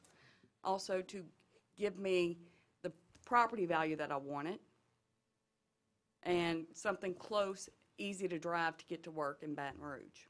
And I'm fixing to lose all of that. Thank you. Any further comments? Just want to address that drainage. I heard the gentleman talking already about spoken the to. drainage under the roadway on Bluff. When we have a couple of days of 1 inch, 2 inch rain, that's going to back up. It backs up that pretty well. It's all the way under the roadway, and it floods on the other side. We're taking away from some of the drainage area when we build these homes. And what's going to happen, it's going to cause it to back up into our subdivision. I've seen when we had 2 or 3 real rough rain events that area don't have, and I just don't see us not adding some more containment. We talked about that drainage pond. Well, that drainage pond is going to hold it, but it's going to back up on our subdivision. It's going to only hold so much with drainage ditches that are just what they are, ditches. It's not like we got piping. Can I speak on that? Who was that? Rhonda? Yes. Our drainage regulations are based upon them improving or at least not exacerbating the drainage that currently happens. So wherever drainage is naturally going, they're supposed to direct it in there. What they do is they make the ponds, they're required to do a study to calculate the ponds to be big enough for a 25-year storm, a 25-year, it used to be 10, now it's 25, and release it at the pre-development rate. So that's why they have ponds instead of just a bunch of houses. Very well said. Just a second, sir. Are there any comments from anyone who has not spoken? My fellow commissioners have reminded me of repetition of individuals stepping up, stepping back, Are there any comments from anyone who has not stepped up to the mic? That being said, I'd like to close the floor for public hearing. No further comments from staff, commissioners? I need a motion. Well, I want to make, I'll make one comment to something that's been addressed a couple of times about the value of the homes. When we changed the subdivision regulations last year, the concept was to, and I believe this will hold true, that we would have really create for the developer a more expensive development to build. Consequently, the developer, although there would be smaller lots, that there would be very high-quality homes, even on the smaller lots. They might be smaller homes, but they're going to be high-quality homes. And the cost of those homes, I think, will be consistent with what we see, generally speaking, in the neighborhood. I live in the area. I live on 74. I'm very concerned about what happens in that. I live in Oak Alley Estates. I'm very concerned about what happens in our area in general, including traffic. But I do want to make that comment about subdivisions. The reason we made the changes we did is to prevent there from being less than quality construction in these subdivisions. The developer has to get a certain amount for these lots. That the builder will have to get a certain amount of money for those homes, or it won't pay to do. So that's the only comment I want to make. I have a question for staff. The traffic issue is resolved with the proposal of the boulevard and the roundabouts. Is that correct? The traffic is resolved as far as this, what we can control. as we can control. Yes, sir. We don't have any control over DOT. No, and we what don't. their plans are with that corridor. The other thing I guess I want to mention is that DOTD takes a considerable amount of time to make these connections. I mean, look at 73, been under construction for 4 years now. 42 is just hadn't even started construction. What you've seen out there is just utility work. So there's a lot of time going to take when this subdivision just operates on what it has done. The connections will occur when DOTD gets the funding, gets to the design, acquires the right-of-way, and then lets a contract. Well, the reason I ask that is because in the staff recommendations, it says that the proposed plat and traffic study are in direct contradiction with one another, but those issues have been resolved by the boulevard and the roundabout. That's correct. Okay. And then the other question that I had is the drainage impact study. That's been, Rhonda, that meets with your approval, what they've done? No, we're not. There were a considerable number of comments, and like they said, they've changed the plat because they had to with traffic. They came, so we've got to sit down and come up with that. In addition, I've had a few people call who want to have a meeting to discuss drainage and what's going to happen in their backyard. None of the people who are here, but maybe some others who've called their council people. So I've already spoken with Derek and said it's going to take a bit of time of us sitting down to work that out because of a lot of the detail and the changes that have happened. I've got a lot of work from Derek. It's going to happen. It's not going to happen quickly. He wanted to meet this week. No matter what we sat down and did this week, it wasn't going to be finished. Are you comfortable, Rhonda, with approval based on, contingent upon the drainage impact study being approved? Yes, I'm comfortable with that. I wanted to make one other comment I forgot. The young lady mentioned, why isn't there a ramp at I-10, at 74 and I-10? Talk to your legislative, this has been discussed for a long time. Talk to Tony Baclaw, the newly representative for the area, and Eddie Lambert, our senator for the area, and ask them to push for that. It's been discussed for years, and it hasn't been, but there might be transportation dollars available to do that sort of thing with this new with the new administration coming in. So I'm told there might be anyway. So I'd contact Tony and Eddie and tell them that's very important. It's important to me. I'm going to talk to them about it. I'd like to see an entrance ramp at 74 also. I think that would help us a good deal. That would help a lot. That being said, no further comments. This time I need a motion. Can I get a motion? I'll move to approve it contingent upon the drainage impact study being, meet the approval of our staff. And I'll second that. And Matt, also make your motion, discussed earlier, that Phase 3 would not be built until the connector road to Bluff was built. That was a condition. Correct. Is that part of the preliminary plat already? Not yet. Oh, it's not on there yet. So I understood it to be on there. I would like to request that you also include in your motion whether or not you guys approve the variance for this medianed road section, because that's not currently in the subdivision regulations. They're basically requesting a variance to do this improved section, and so we'd like to get that in your motion, that you guys are good with this if you are. I think it's an improvement. I think it's part of the plat, though. It's part of the preliminary plat. If we It's a approve the preliminary variance. plat It's a like that. variance, so he's It's a right. variance, and we Has want to to be. approve it on the plat, yes. Derek, you want to say something? Yeah, you got Sorry. it. I like, I'm gonna have to get this down right. I want to make sure that Phase 3 says that certificate of occupancy with Phase 3 prior to, no certificate of occupancy is given in Phase 3 prior to, I guess, the beginning of the construction of the connector. In other words, when the connector to Bluff Road starts construction, we can get an occupancy because it'll probably be about the same amount of time. How would you define starting construction? Yeah. And keep in mind that they started construction on 73 5 years ago. Correct. That's right. You could Clearing and grubbing, is that starting construction? How about completion of the road instead of starting the road? Well, if they start construction, it's gonna happen, and that's the whole purpose of this. is to Well, make I always say sure- that they started it, and it Right. happened Well, 5 years but- later. The difference is, this is cleared road. It's not like, you've got to maintain traffic on 73, that's why it took so long, plus the sewer and everything else. That project would go relatively quickly, so, Approval and acquisition could take 5 and 8 and 10 years just to get. well, that's true. I mean. Depending on But how what's much- acquisition, He but says what's start this, construction. yeah, I'm talking about ground broke. Yeah, ground So broke. not acquisition of property, not, Ground broke on the Ground broke. on through the road yeah, on the connection to Bluff. that you cannot Have a have a certificate of certificate occupancy of in Phase 3. occupancy until ground is broke on that road? Yes. That's fair enough. Yeah, because that sounds. That Could, won't be. could I make a suggestion?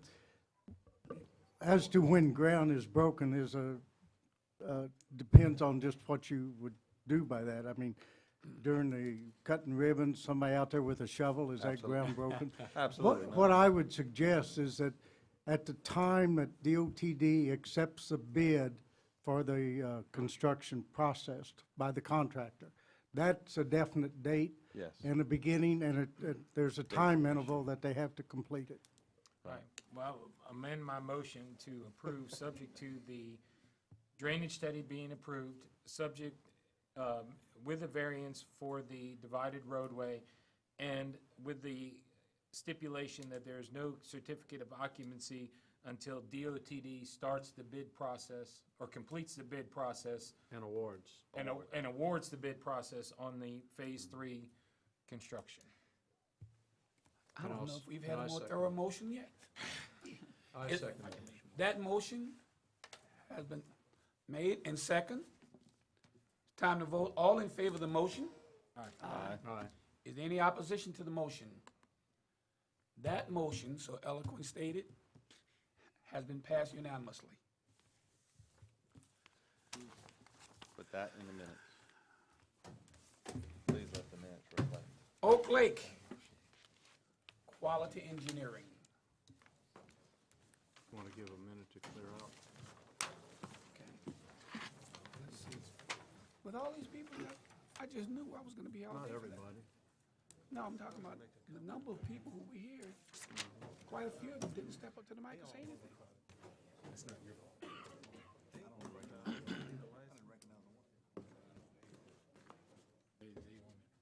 Maybe that issue was brought to the floor by someone else, okay? Not everybody likes to get up and talk, you know? My name is Derek Murphy of Quality Engineering and Surveying, representing the developer for Oak Lake subdivision off of Highway 44, south of the interstate. We're here tonight to bring you a subdivision with 163 lots along Highway 44. This area, as you know from past, this one's another one that's sensitive to traffic and drainage. What we have tonight, we're showing you here, is basically a roundabout along Highway 44 that's already, I guess, in the process of permitting with DOTD, done by another development that we're tying into as part of the development plan for this property. If you notice in the traffic study, you'll also see that if this roundabout does not occur, we'll have to do turn lanes along 44. Our goal, of course, is to utilize the roundabout here in order to make sure that we minimize the traffic. We're asking tonight for your approval. I know also, same here, we feel confident that we're going to get our drainage impact study approved, working with Rhonda. We're asking tonight for approval contingent upon the drainage impact study approval. Staff comments, please.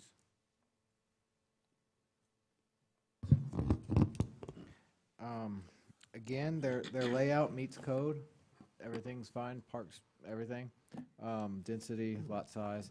I think Rhonda is still reviewing the drainage impact study, so y'all can ask her how she feels about that contingency, and Bob on the traffic. The traffic, I have had quite a bit of problems regarding the roundabout because they're not building the roundabout. Another developer is building the roundabout. So I wanted to be sure that should the roundabout not be constructed, that we provided the requirement for turn lanes for this subdivision and that they had to build those. And so that was part of my conditions upon approval of the traffic impact, that they analyze and determine those turn lanes and that they be required to build them. One of the other things is that our traffic studies require that they analyze adjacent intersections to see what effect their traffic might have on those. The intersection to the north essentially is at Edenborn. Edenborn, as you are aware of, is in the process of being developed, has been delayed from what originally was anticipated. However, at full development, the Edenborn intersection essentially is not dramatically affected by this subdivision.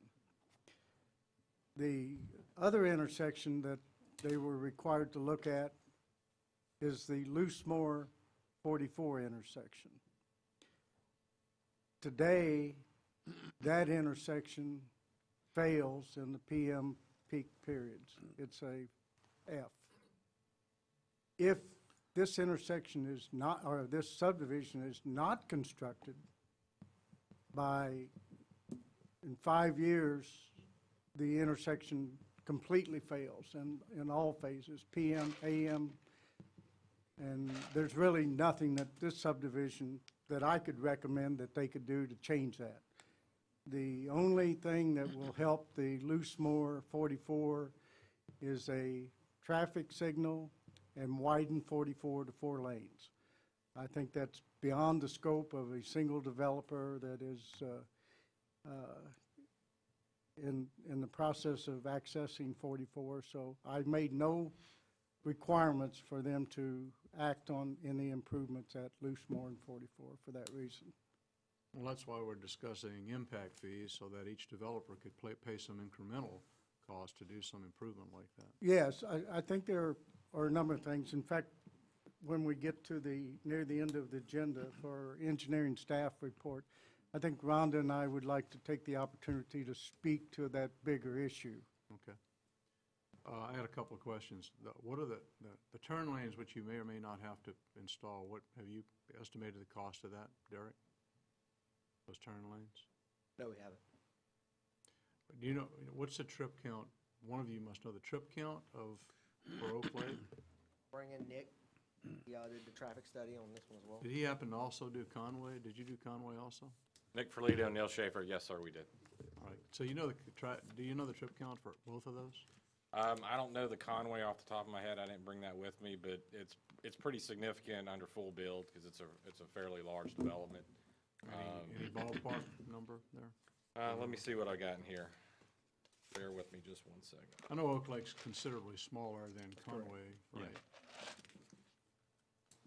Just in terms of number. And one thing on the Conway, you know, it's planned to be built out, you know, final build in 2024, somewhere in that time frame. So the initial phases for Conway,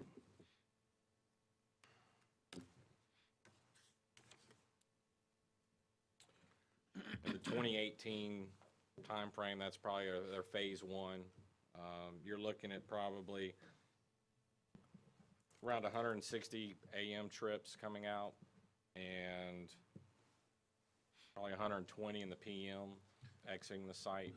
Compared to Oak Lake, how does that compare? Let's see, Oak Lake,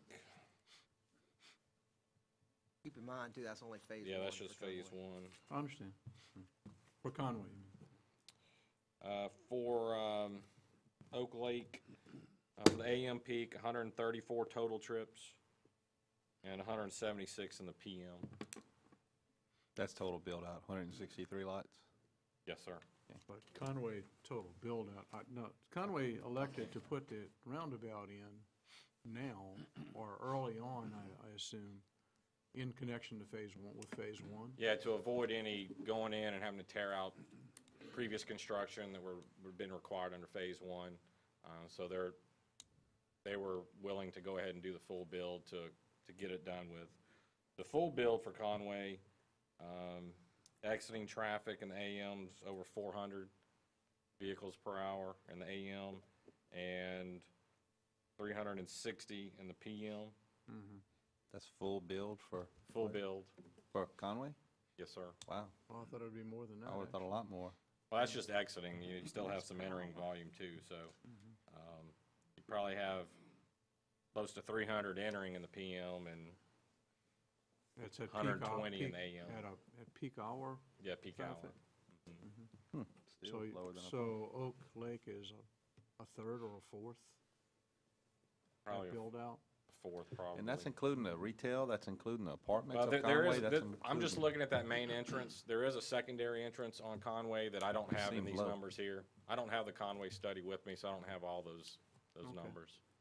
Have we heard, I mean, has anyone at the parish heard of a realistic what's going on from DOTD's perspective, just to extend Highway 44 at least to Loosemore? I mean, do we have, Well, are there even plans that have been let, or you're doing a study?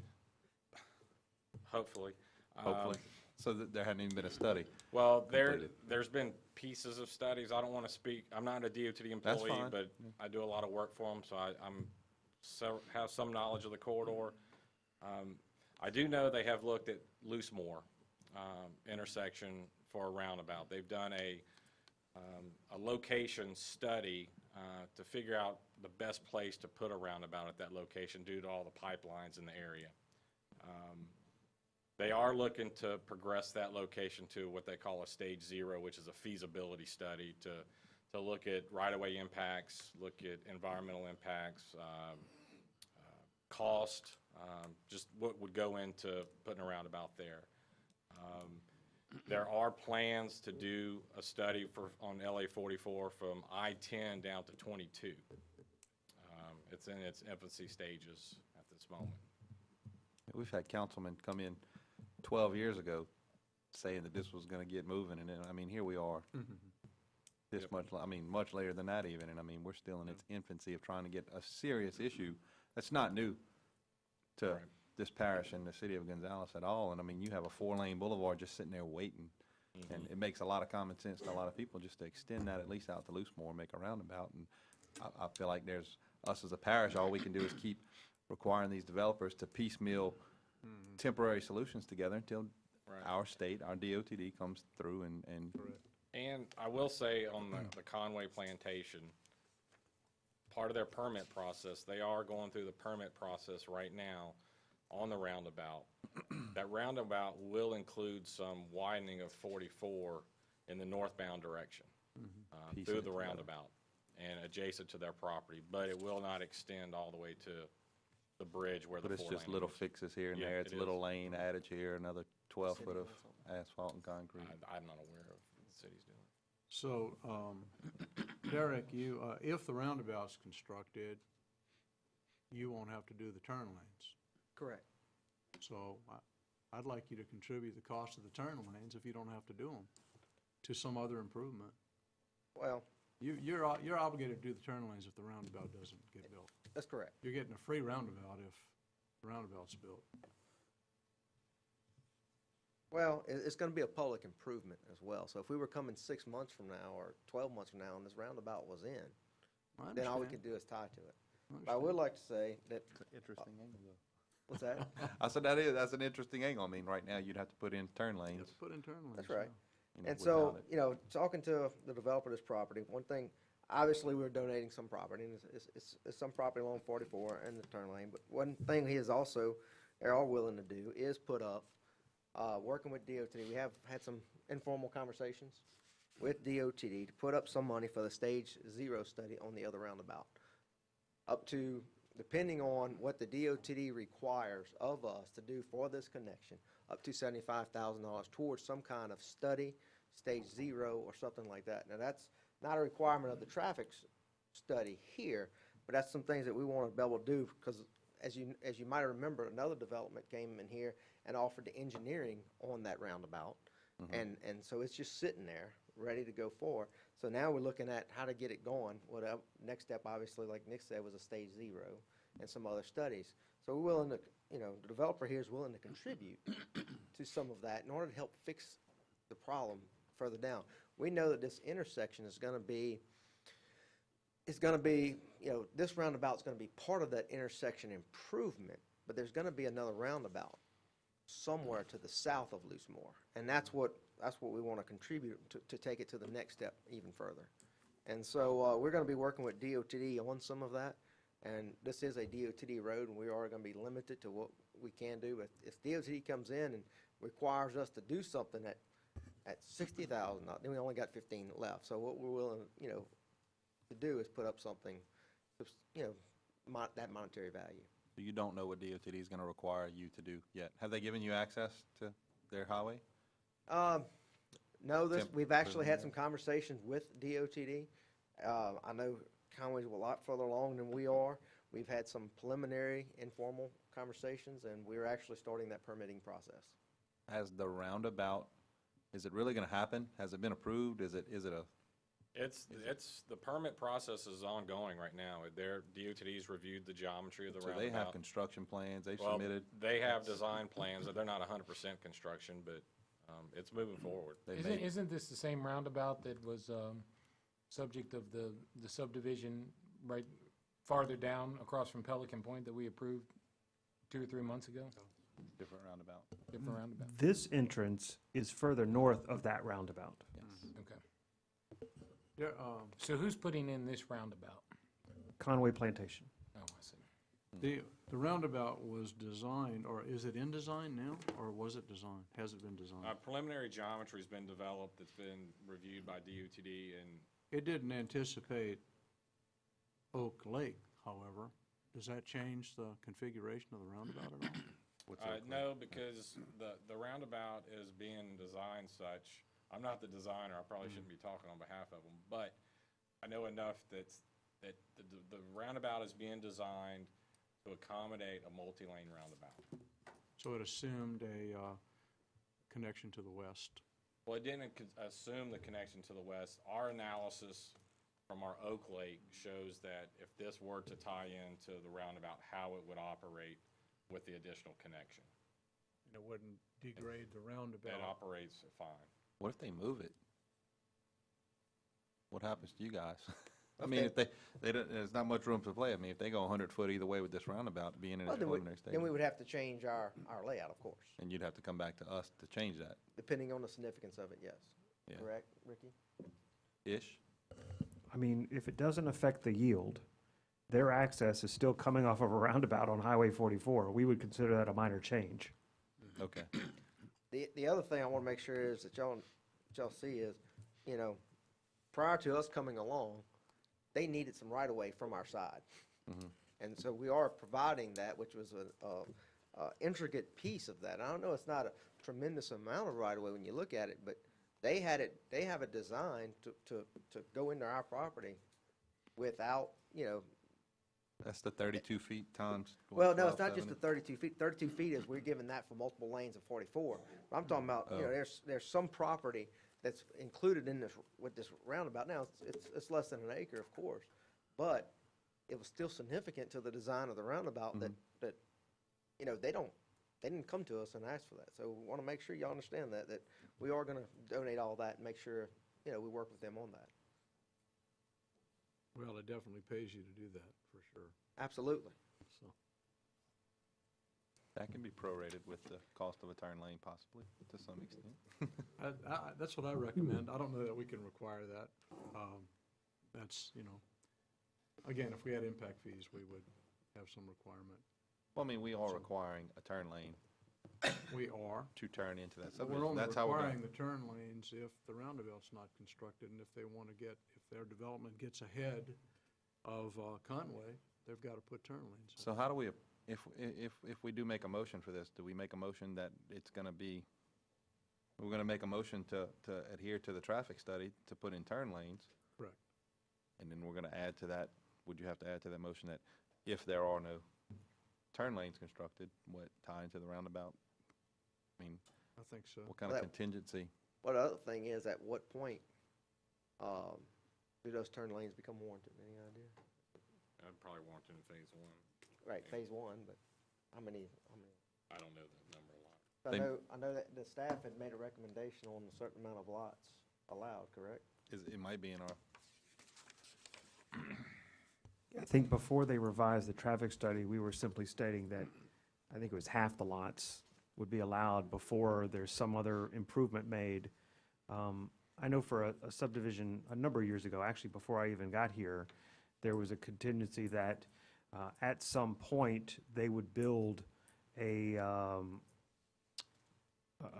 signal improvement at a particular intersection. Well, when it came down to it, the signal improvements weren't warranted, and they came back for a future filing, and they actually required them to dedicate those funds that were, you know, current dollar, because they had never said X dollars in 1985 or whatever it was. So they made them do current dollars for those signal improvements, but towards another improvement in that district. where did that money go? Did they have to dedicate that money? They wrote a check for a signal? That didn't That happen? actually hasn't been resolved yet, and when they bring their third filing to you guys, we'll have an interesting discussion at that point. Is that when they have to pay? That will be when we bring those those minutes back up to you guys, and we make you guys decide how that's gonna be handled. Gotcha. Okay, fair enough. We're thinking in the right direction. So. Yeah, We need. we are. I mean, Engineering, it's- Ms. Breaux.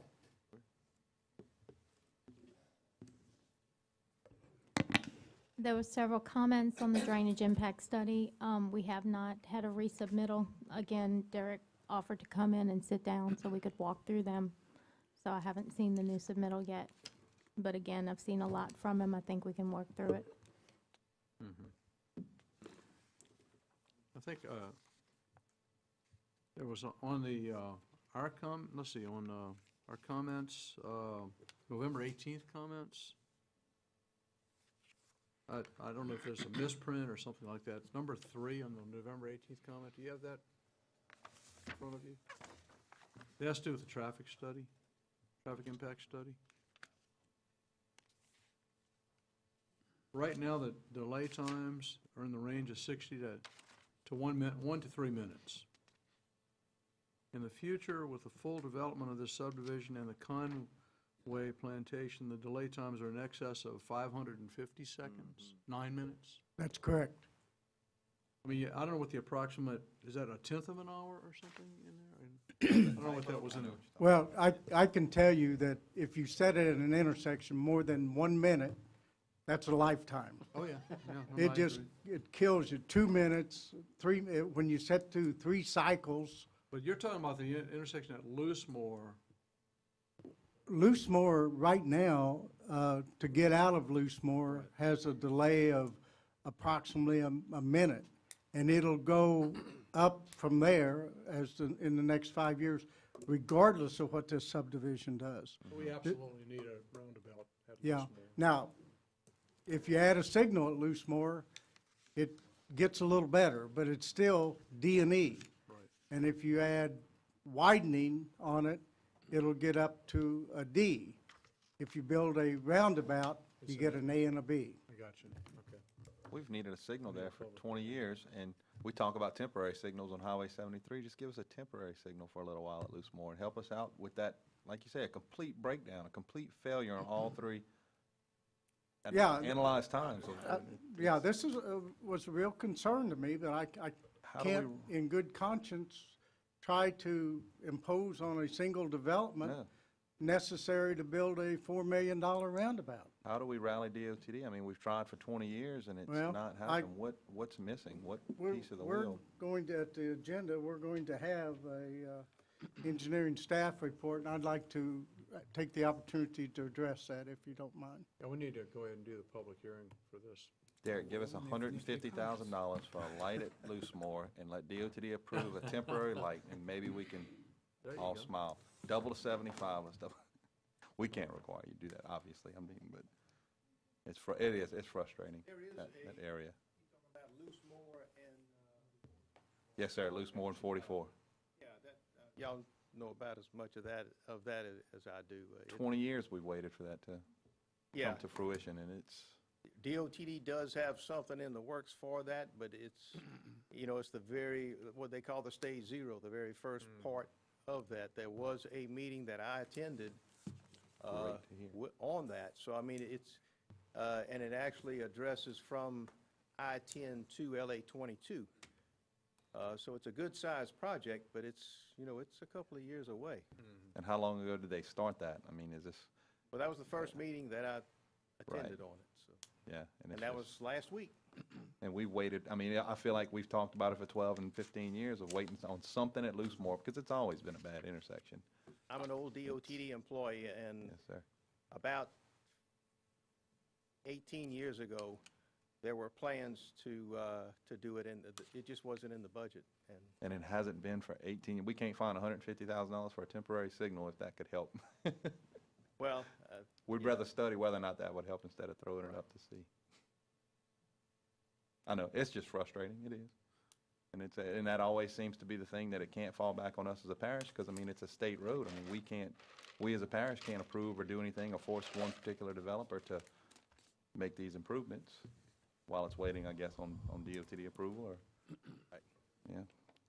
I would like to add that, while the corridor study is from I-10 to LA-22, which will take some time to do, there is a plan by DOTD to look at Loosemore almost as a sub-project of that overall project to move that forward quicker than the overall corridor. They do recognize that as They have a to. need. Yeah, they have to. It's vital to us. Okay. That being said, at this time, we'd like to open the floor for public hearing. Does anyone desire to speak? Step up to the mic, please. State your name. Peggy Martin, and I'm a resident of Loosemore Road and have been for 7 years. We're talking about homes that are in the $600,000 to $1 million range, acre and a half property, and this subdivision is going to back up exactly on our property line. The plot that I saw on the online is exactly on our property lines. Devastating to us in 4 different areas. Traffic, do we have to talk any more about it? It's past horrific. When people that are retired like we are housebound from 2 to 2:30 in the afternoon to 7 o'clock. We cannot get out of that subdivision. Don't talk about the people who have to work to try to get out of there. It's just horrendous. As we were coming here today, my neighbor Fran, who lives next door to us, continuous lights the whole entire way from both sides, from I-10 to the river. It's just, due to kind people that let you get out. That's the only way you get out. The other problem is so many lots that I saw on this plot plan that are going to be lower-priced homes right behind our subdivision. We will list it as a country-style subdivision with large lots, room. Now we're going to have rows of $220,000 homes right behind us. I thought when we originally had been told of this plan that there were going to be larger homes. And yes, they are around the wetland area, the round body of water, which will back up to my house and Fran's and the man next door to me. But the row of homes along 44 are lower priced homes. So there we lose our property value. Adding so many homes to this project, it just decreases the value of everything, and it exacerbates all the problems. We have a serious drainage problem. We cannot cut our grass for months at a time on the side, our property sides and the back, because it is a bog. It does not drain. Then we are concerned too about all these homes that are going to be built there. Is there going to be a protective wall around this subdivision? Is there going to be some kind of barrier for us behind our homes for security, safety, and the look of it too? Is this going to be addressed? So many problems, and I'm not against progress. My God, you know, we have come this far in this country with progress. But this is a lot to take on in this little area where we are so inundated with this traffic problem, first of all, that I just don't see. And a roundabout to me is like putting a Band-Aid on an 8-inch gash. That is not going to help. We need some serious, serious help in this highway project from I-10 all the way to the river with the plants and whatever, and that's, again, progress, and that's wonderful, new people coming in. But I think we seriously have to consider what they're trying to shove in these subdivisions. Ma'am, thank you. You've exceeded your 3-minute time limit. Thank you, ma'am. Thank you. Any further comments? Thank y'all. Coming here. Name, please. Bobby Shexnod, I live on Loosemore. Coming here this evening, I waited on Loosemore for 143 cars to pass. If this is a planning and zoning, I think part of our responsibility is planning. You're hearing the frustrations of the people, and just because it's not your problem as the state, I think it's our responsibility for planning to hear what's going to happen. I don't know if it was a variance, but are the developers asking for a variance of any sort? No, sir. Everything fits within what They're meeting they the do. regulation. All right. One of y'all spoke about the value, as the lady mentioned there. I think it's also part of our responsibility of the value of the people there. If we put a light, it's going to be passed on as the millages, so we're going to be paying for it anyway. I'd like to see the developers have a little more into it than just tap it into something that somebody else is paying. Thank y'all.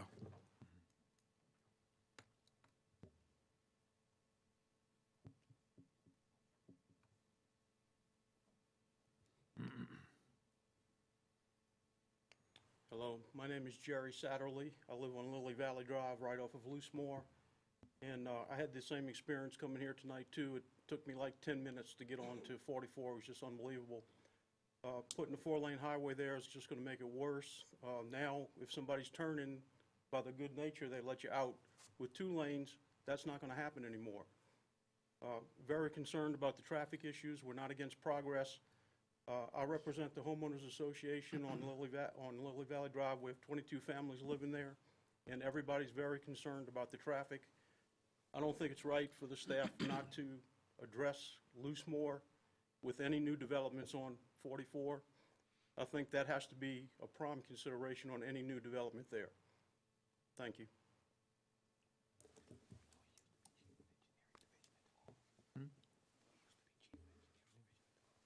Okay. Does anyone else desire to speak? Staff, my question to you is, I've heard this before, this is a wetland area. I'm going to assume there's been comments from the Corps of Engineers?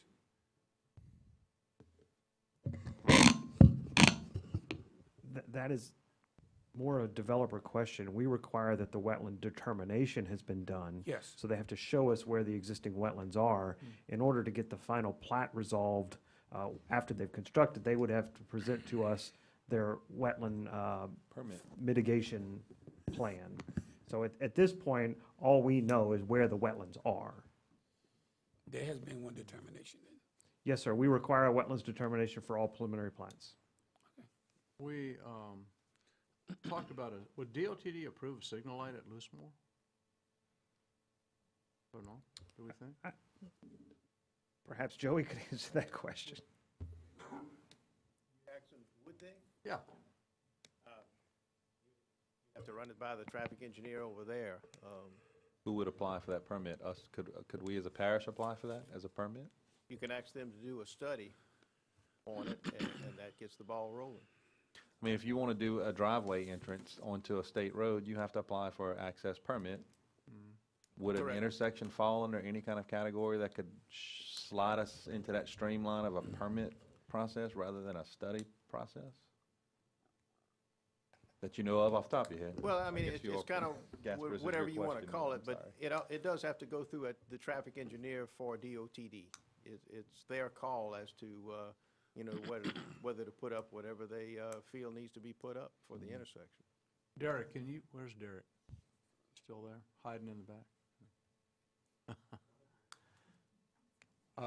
Tell us what you talked about earlier with respect to some sort of contribution to a study or something at Loosemore. What did your developer agree to do?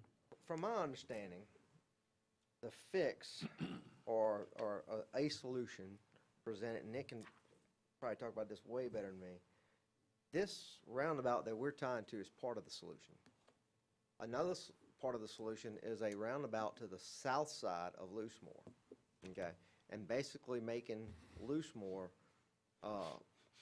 almost a right in, right out, and 941 a right in, right out, where you go down to the roundabout, make a turn, and go north or south, or what have you. I've heard that too. And so, if this roundabout is being covered funding-wise, then the other roundabout, when we talked about the other development across from Pelican Point, that developer had offered to do the engineering. But you can't do the engineering without what they call a stage zero feasibility study, environmental, things like that.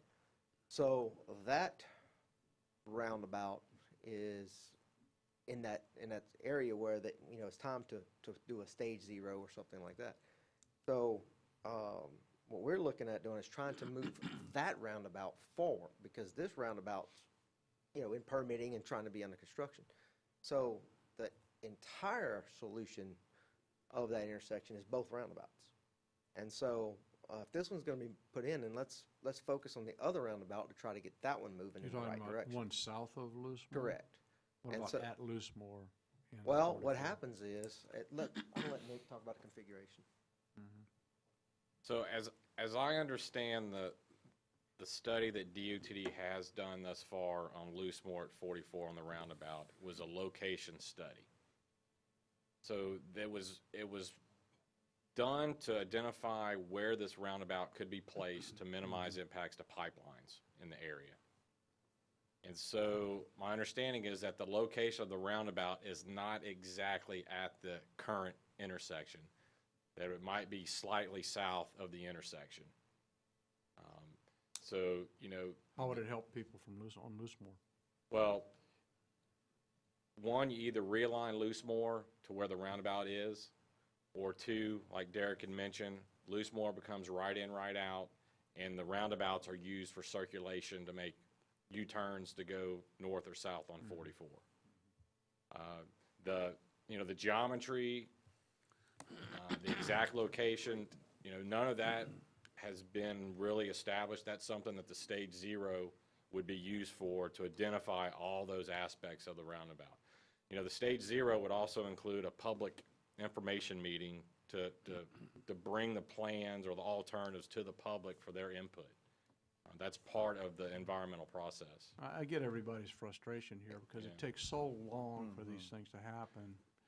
And although, as was suggested earlier, this is gonna, you know, not dramatically hurt the situation. It shouldn't, based on the number or the increase in traffic. It's not gonna help. And it's going to continue to get bad. I wish we could do something at Loosemore now. I don't know if there could be a signal light there. If that's easier to do more quickly than ultimately these roundabouts, which may take years to put into place, if we could do a request for a signal at Loosemore at least, to give the people that, you know, something that's an activated signal that if you drive up to the signal, you know, you get a turnout, it would help. You know, we do this work all across the state, and, you know, everybody wants a traffic signal. And Well, and sometimes it's not justified, but in this case, it looks like it might. And DOTD's policy for new traffic signals are, you know, first off, you have to meet a volume warrant.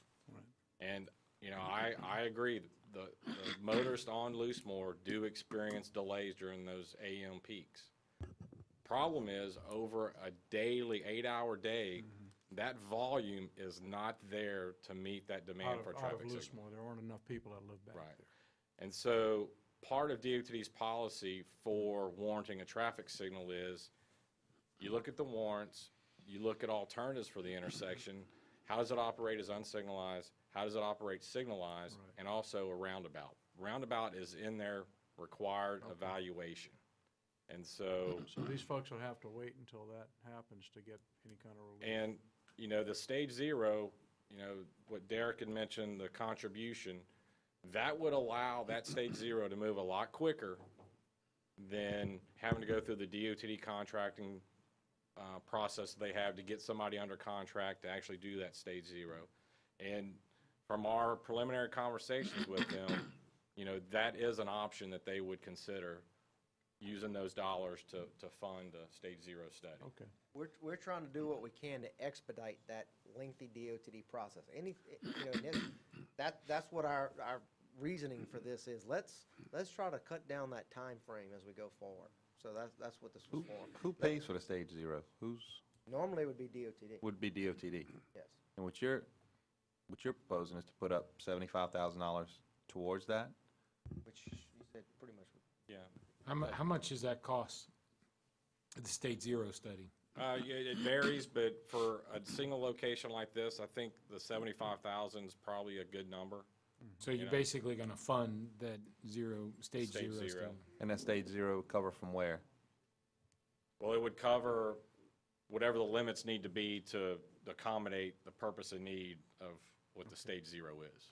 I mean, it's going to focus on the intersection, but, you know, Of just your intersection, or from Loosemore to Conway, say? well, it would most likely go to Conway because of the way that roundabout is being designed. The transitions from one roundabout to the other would overlap, so you'd have to tie all that together. So that Stage Zero would almost overlap with the Stage Zero that's supposed to go from the interstate all the way to 22? It would, the Stage Zero that looked at the whole corridor would have to encompass what's going on in this area. It would have to accommodate these improvements at Conway and at Loosemore. And you're just hoping and have your fingers crossed that maybe if you put up the $75,000, that would get that ball bouncing, or it would get moving a little bit faster? That's correct. Yeah. And that's the reason we. Is it more than a hope and a fingers crossed? I mean. Yeah, that's kind of why I said it like that. Are you reasonably certain that if you put up the money that Stage Zero study will be done at Loosemore?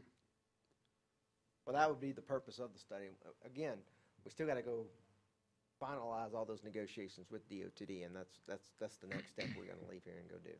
And it'd be based on also what they require for our connection and that kind of stuff. We're going to be offering that as part of the solution for that connection.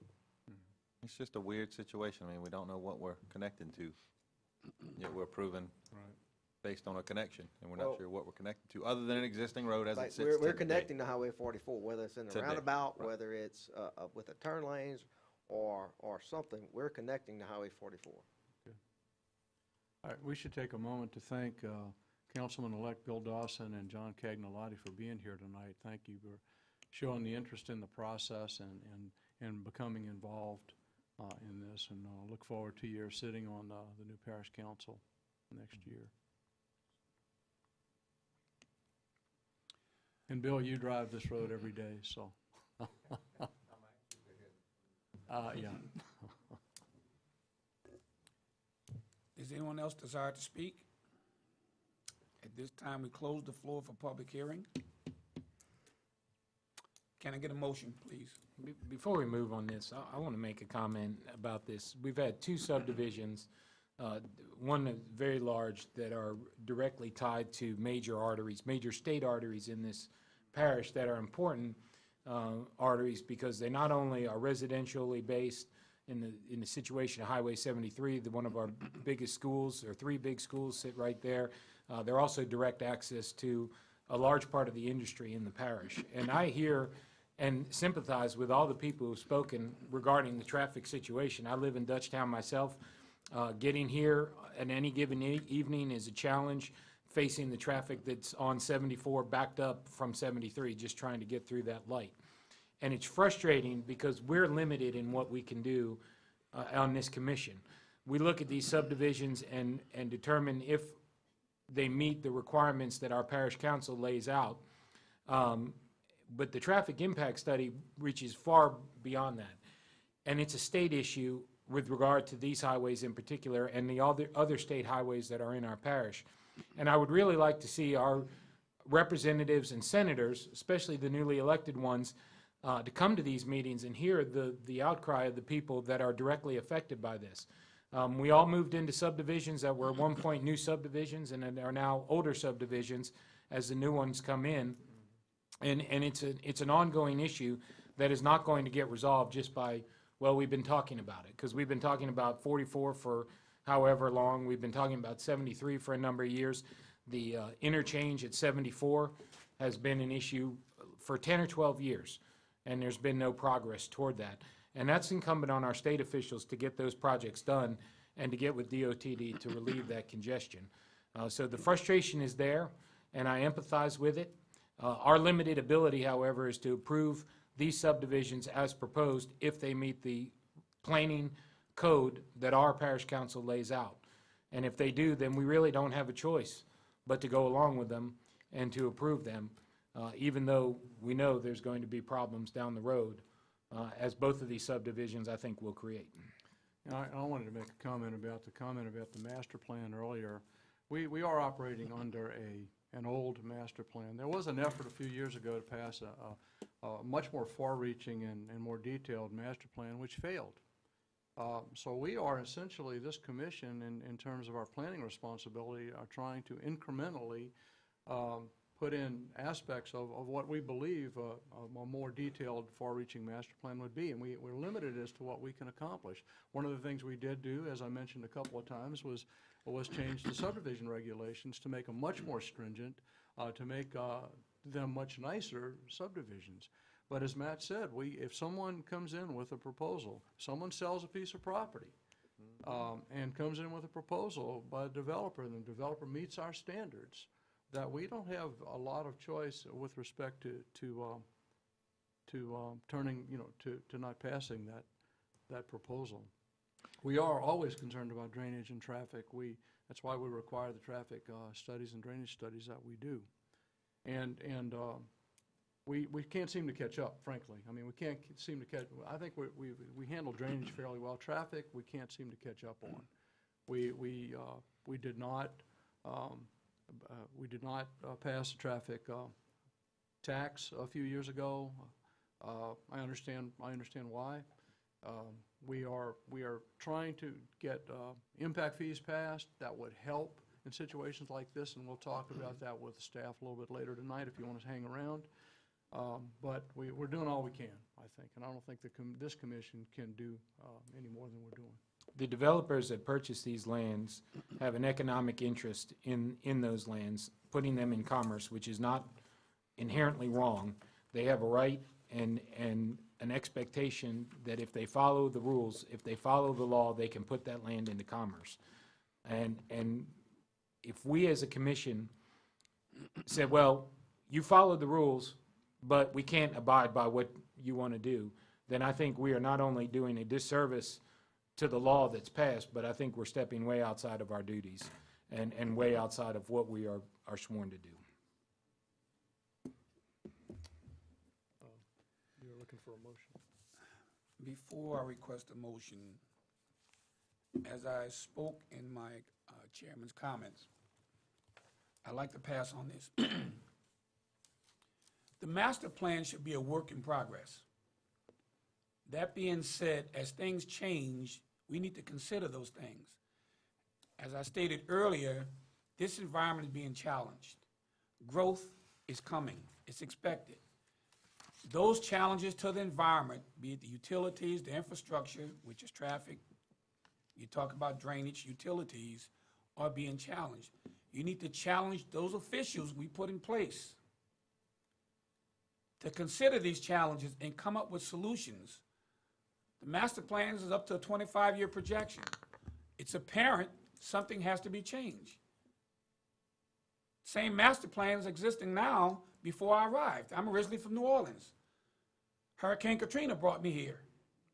10 years ago, it deposited 8 feet of water in my house in New Orleans East. We need to challenge those who represent. They have a fiduciary responsibility to bring about solutions that are in the best interest of the constituents. We, you, are their constituents. That being said, challenge us. Make us do our job. This master plan must be addressed. As my peers have just alluded to, we're strapped. If it meets the current statutes that we look at, we have very little choice. Then challenge, look at the master plan. Look at the Uniform Land Code. Does it address the issues that we're talking about today? If not, you need to challenge us. That being said, can I get a motion at this time, please? I make a motion to approve the subdivision subject to the developer working with Rhonda to get the drainage impact study accepted. Drainage and traffic. And subject to the traffic impact study. But I thought the traffic was, you're either going to put the turn lane or there's a roundabout. That's correct. Yeah. The condition is that if the roundabout is not constructed, they must do the turn lanes as stipulated in the traffic impact study. And the It's timing of subject to that? that stipulation. What's the timing of that? I think if they're breaking ground Okay. and there's not a roundabout there, they probably got to have, they got to have Yeah. the turn lane when they're breaking ground or before they. Yes, it's a little bit different than the other situation because this is a private development building the roundabout on state right-of-way. So it's not a bid process, it's Right. probably a negotiated contract. Okay. And so I think a breaking ground would be the issue that you would have to address in order to determine whether or not they would have to proceed with turn lanes. I think Ricky may have talked about that they could go so many lots, and then they couldn't go beyond that without having the turn lanes. Well, let's get specific about that then. How many lots is it? We had thrown out 50% of whatever their total was, just as a, hey, probably seems to make sense to not let them go beyond half. Right. They have 3 filings in this subdivision. When they come to you for the final plat of that second filing, I'm not even sure what the lot total is, but if that roundabout's not there and there's no turn lanes, I would suggest we seriously consider whether we approve that final plat Okay. based on that issue. I like that. I'll make my motion. I'll make my motion, subject to that stipulation, that by the time of the proposal of the final plat of the second filing, there either be a roundabout there or that a turn lane will be required. and subject to approval from the drainage impact study. There's a motion on the floor.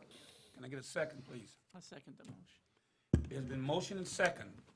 All in favor? Any opposition? So noted. The motion passes unanimously. Thank y'all very much. Next item on the agenda, 12A, Bocage Plantation. My name is Michael Petty. I'm with Reich Associates, and I'm here representing LaRive Bocage LLC. We're asking for your approval to amend the previously approved site plan for Bocage Plantation. Staff? Yes, if you've had a chance to review your packet, what they prepared depicts what was approved. They've come to this commission twice before. Once they added, I guess you'd call it a reception hall. The second time they came, they added a chapel. And this revision removes that first reception hall. It keeps the chapel where it was located, and it creates a new reception hall, and I guess you'd call it a plaza space between the existing historic structure and where they're planning on building the new one. So that extends the overlay zone? It basically changes the overlay. moves the reception hall from one location on the property to another, and the reception hall actually decreases in square footage as far as an overall square footage. Okay. We need a public hearing. Any comments from commissioners? This time, we'd like to open the floor for public hearing. Does anyone decide to speak? That being said, this time we close the floor for public hearing. Can I get a motion? I move to approve it. I'll second. It is a motion and second. All in favor of the motion? Aye. Aye. There any opposition? So noted. The motion passes unanimously. Thank you. I need a couple more like this, buddy. The bill today will come. Staff report?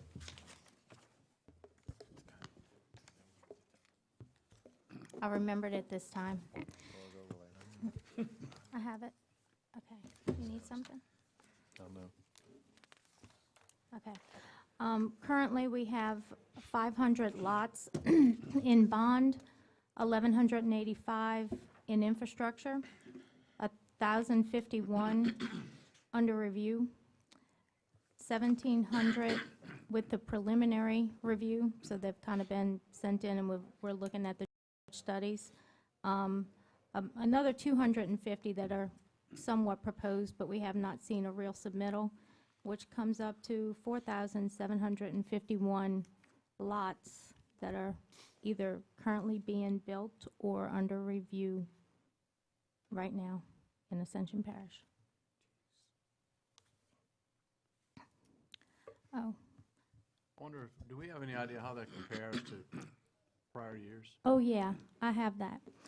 Okay, so if y'all are ready, at our last Planning and Commission meeting, a motion was made for consideration of a proposal of the parish using pre-approved traffic engineering firms and testing lab procedures who conduct traffic studies as required in connection with proposed development, with such studies to be paid for by the developer.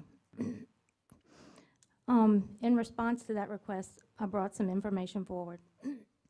Based on our recent history, and I have the numbers if you need them, we have over 4,000 subdivision lots that were approved in the past 5 years. So 4,000 in the past 5 years. This produces over 40,000 vehicle trips per day on our parish roads that have also impacted our sewer, drainage, and school systems. Ascension Parish government utilizes our resources as effectively as possible. We work with the developers and contractors to ensure timely review, inspection, and approval of these subdivision submittals. On at least 2 occasions recently, the parish had to request additional review and testing of a road and sewer system to verify proper installation before the subdivision could be placed under bond and therefore accepted into the parish system. On some occasions, we have had difficulty enforcing the assurance of proper installation. Once the bond is expired and the system is accepted, we take ownership for any maintenance and repairs, which can be costly to the parish. In my opinion, the parish should not have to request such tests. We should have the authority to mandate them at our direction. In other words, we should be able to require that samples be taken where we choose based on our concern of proper installation. Similarly, we should be able to mandate that traffic analysis is completed at our direction, which will be often at a corridor level instead of a subdivision level. I can talk more about the numbers if you want, but I'm going to let Bob speak about the traffic portion. By the way, in the last 10 years, there have been about almost 8,000, actually, building permits, if I'm not mistaken. So, As a point of information, a single lot is thought to generate about 10 trips per day. So if you have a 100-lot subdivision, you're going to generate vehicles out on the road of about 1,000 vehicles. So it is very significant, and the Rhonda's figures for the last 5 years of 40,000 vehicles per day, every day on our parish roads. No wonder these folks can't get out of Loose Moor, or can't get on 73 or 74. That's become a major issue, and that's kind of what I intended to address. As I was listening to the public talking, they essentially were saying the same thing that I'm going to tell you. As you're aware, in the last several years, Ascension Parish has been one of the most rapidly growing parishes in the state of Louisiana, and even in the nation. As a result of this increased level of development, we're concerned about the cumulative effect of the increase in traffic in our parish road system. While a single subdivision may not generate a large amount of traffic in and of itself, several new subdivisions will add a significant volume of traffic on our road systems that may not be able to accommodate them safely. In order to assure that we can properly evaluate the effect of new developments, we need to know what the volume of the additional traffic that would be on the street in the next few years. We also need the currently traffic impact studies deals with a single development. We've listened tonight of traffic on our road system, but we've talked about every time a single development. That's the responsibility that they have. We need to look at a bigger picture. They currently look at individual counts taken at near the entrance. Either way, the traffic volumes usually don't include the potential traffic in the general vicinity of it. They look at what they're proposing, they look down the street at the next intersection and go from there. And they usually don't include traffic from adjacent developments that have not yet reached their full build-out. And clearly, one subdivision is not responsible for this congestion. So we need to evaluate several high-activity traffic corridors that are experiencing much of the growth in the parish.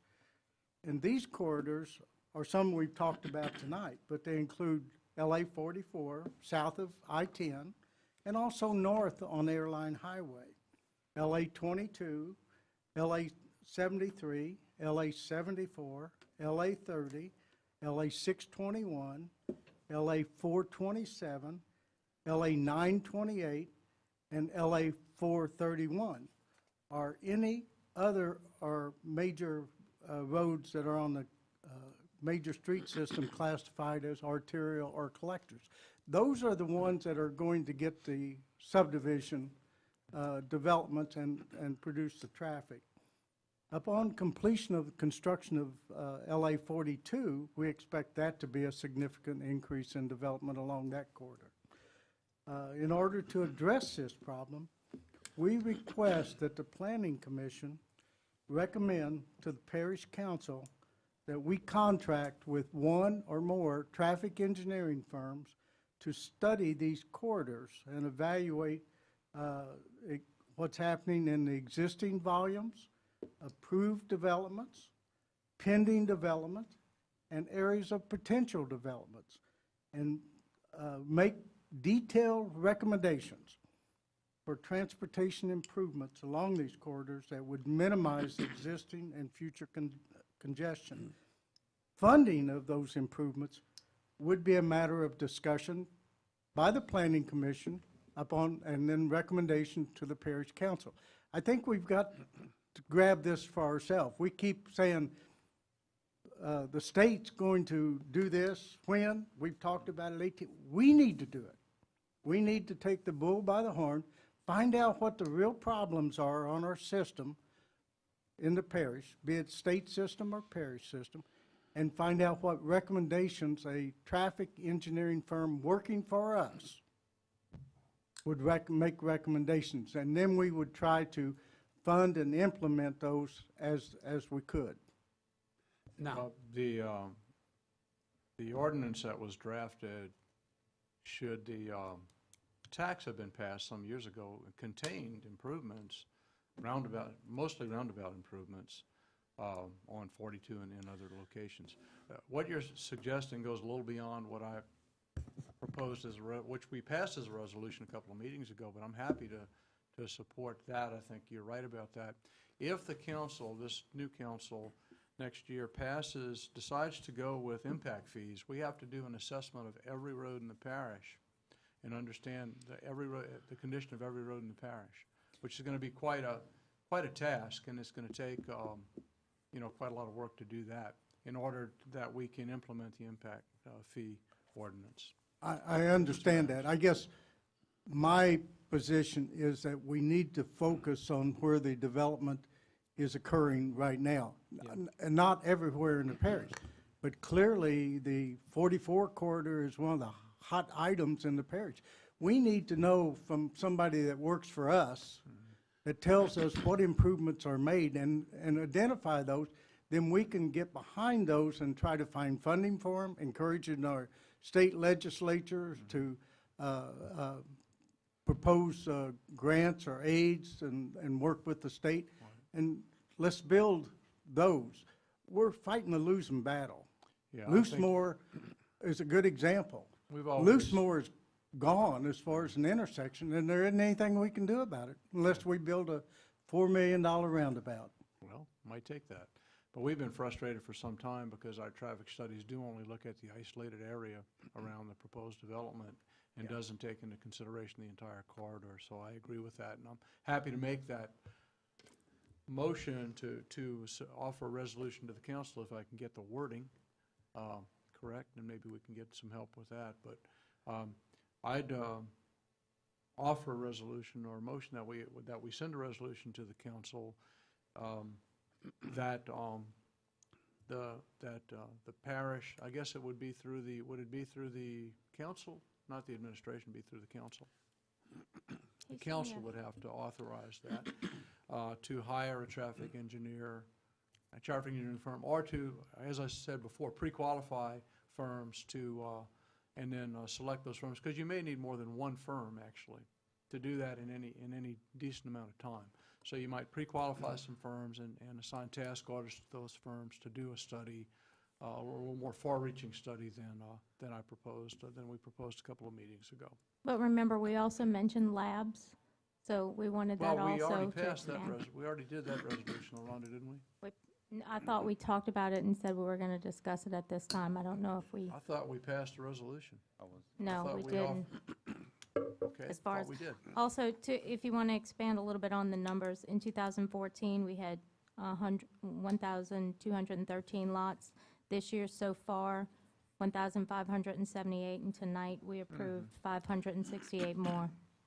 So we want traffic engineers and testing labs under contract directly to the parish.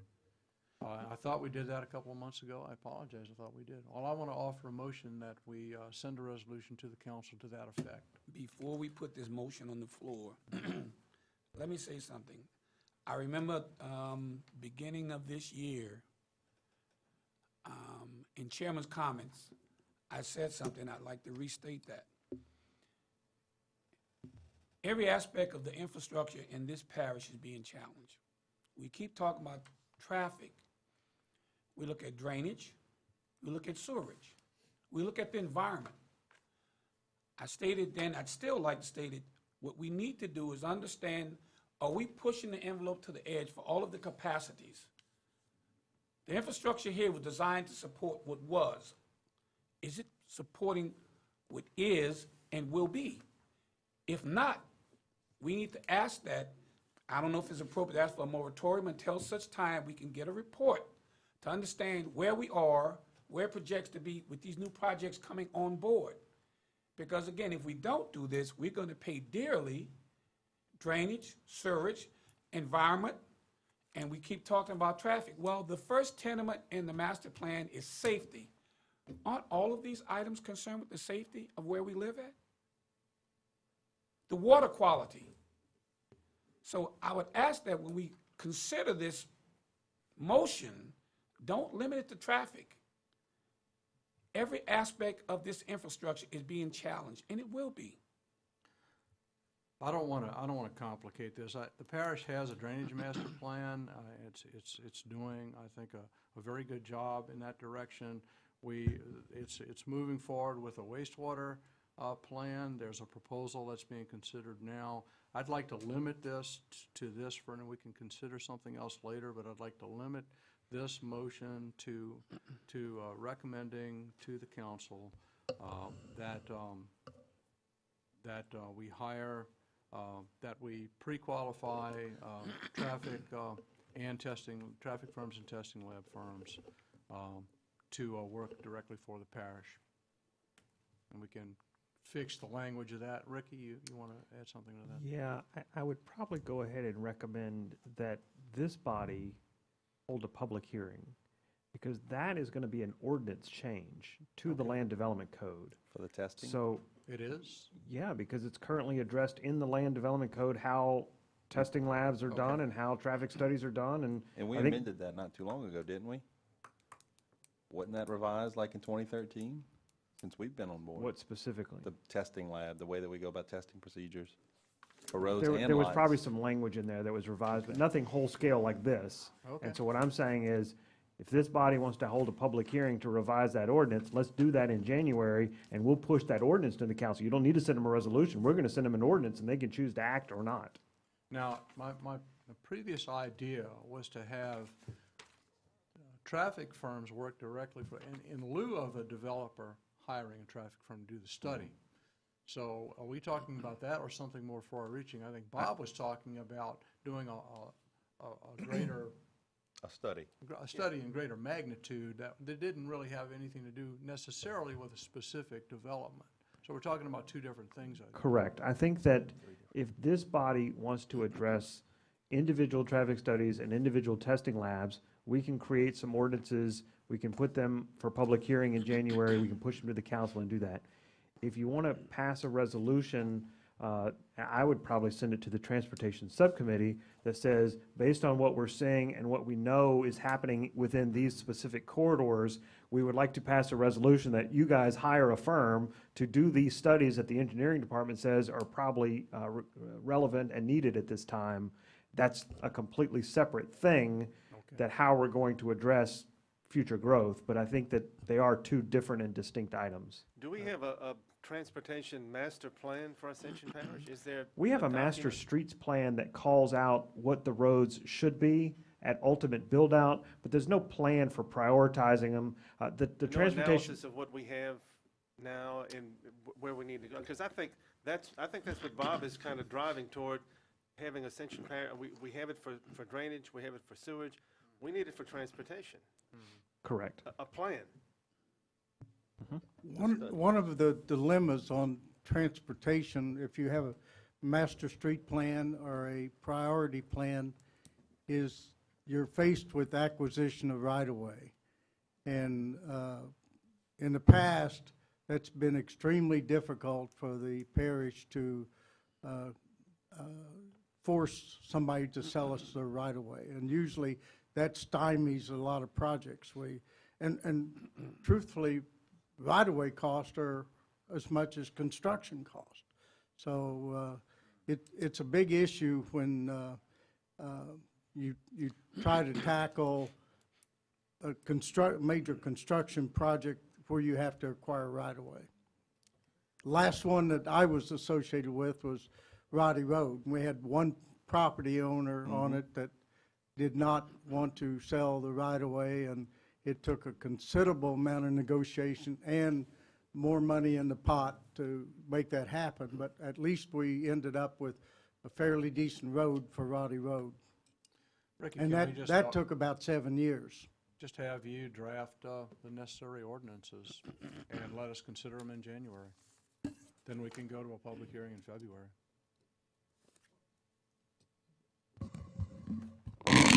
If this body is relatively in agreement, let's have the public hearing in January. Okay. And if we want to revise it, then we'll come back in February. But there's no reason to take 60 days for something that could be done in 30. Well, we need to review the ordinance. Right, that'll be in your packets. Okay, that's why you're here, Ricky. That's right. Public hearing for two different situations? Well, Or really three? It is.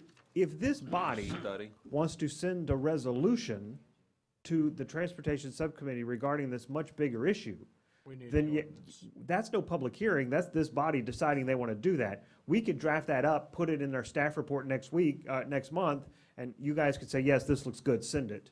Or we could draft it up, get Jackie as the chairman to do that. But this is his last official meeting as the chairman, so, we could wait until January to do that as well when a new chairman is elected. It's really up to y'all what you want to do with that one. There's no public hearing required for that. Now, there was a motion, and it wasn't a motion to adjourn. What was your Well, motion? I need to rescind the motion, Okay. I guess, and we need to rephrase that. So, It sounded like, though, Bob would like us to ask the council to do a broader study. Yeah, I want Corridor to change the wise. language. So I would move for a resolution Okay. to ask the parish council to commission that overall corridor study that Bob had discussed. Yeah, and I'll second that. Do we need, Is that there's a good enough or motion? not? Works for you? Okay. It's been second. All in favor of the motion? Aye. Is there any opposition? That motion passes unanimously. And then now we need to move for whether or not we want to revise the ordinance or have a public hearing to revise the ordinance to require that the engineering firms that do the traffic studies are parish-approved firm, or work for the parish, and the developer pays Correct. for that study rather than hiring their own. Correct. I move that we have a And, public hearing testing- in testing January labs and for that. traffic engineering firms. I'm sorry, Don. There's a motion to move for public hearing in January. Is that for both traffic engineering and testing? both. labs? Okay. Need a second, please. Yeah, I second. The motion is second. All in favor? Aye. Is there any opposition? That motion passes unanimously. Now, can I get a motion for adjournment? I so move. Okay. I'll second. It's been motion and second. Yeah, we're adjourned. A little hesitation. Adjournment. A few minutes.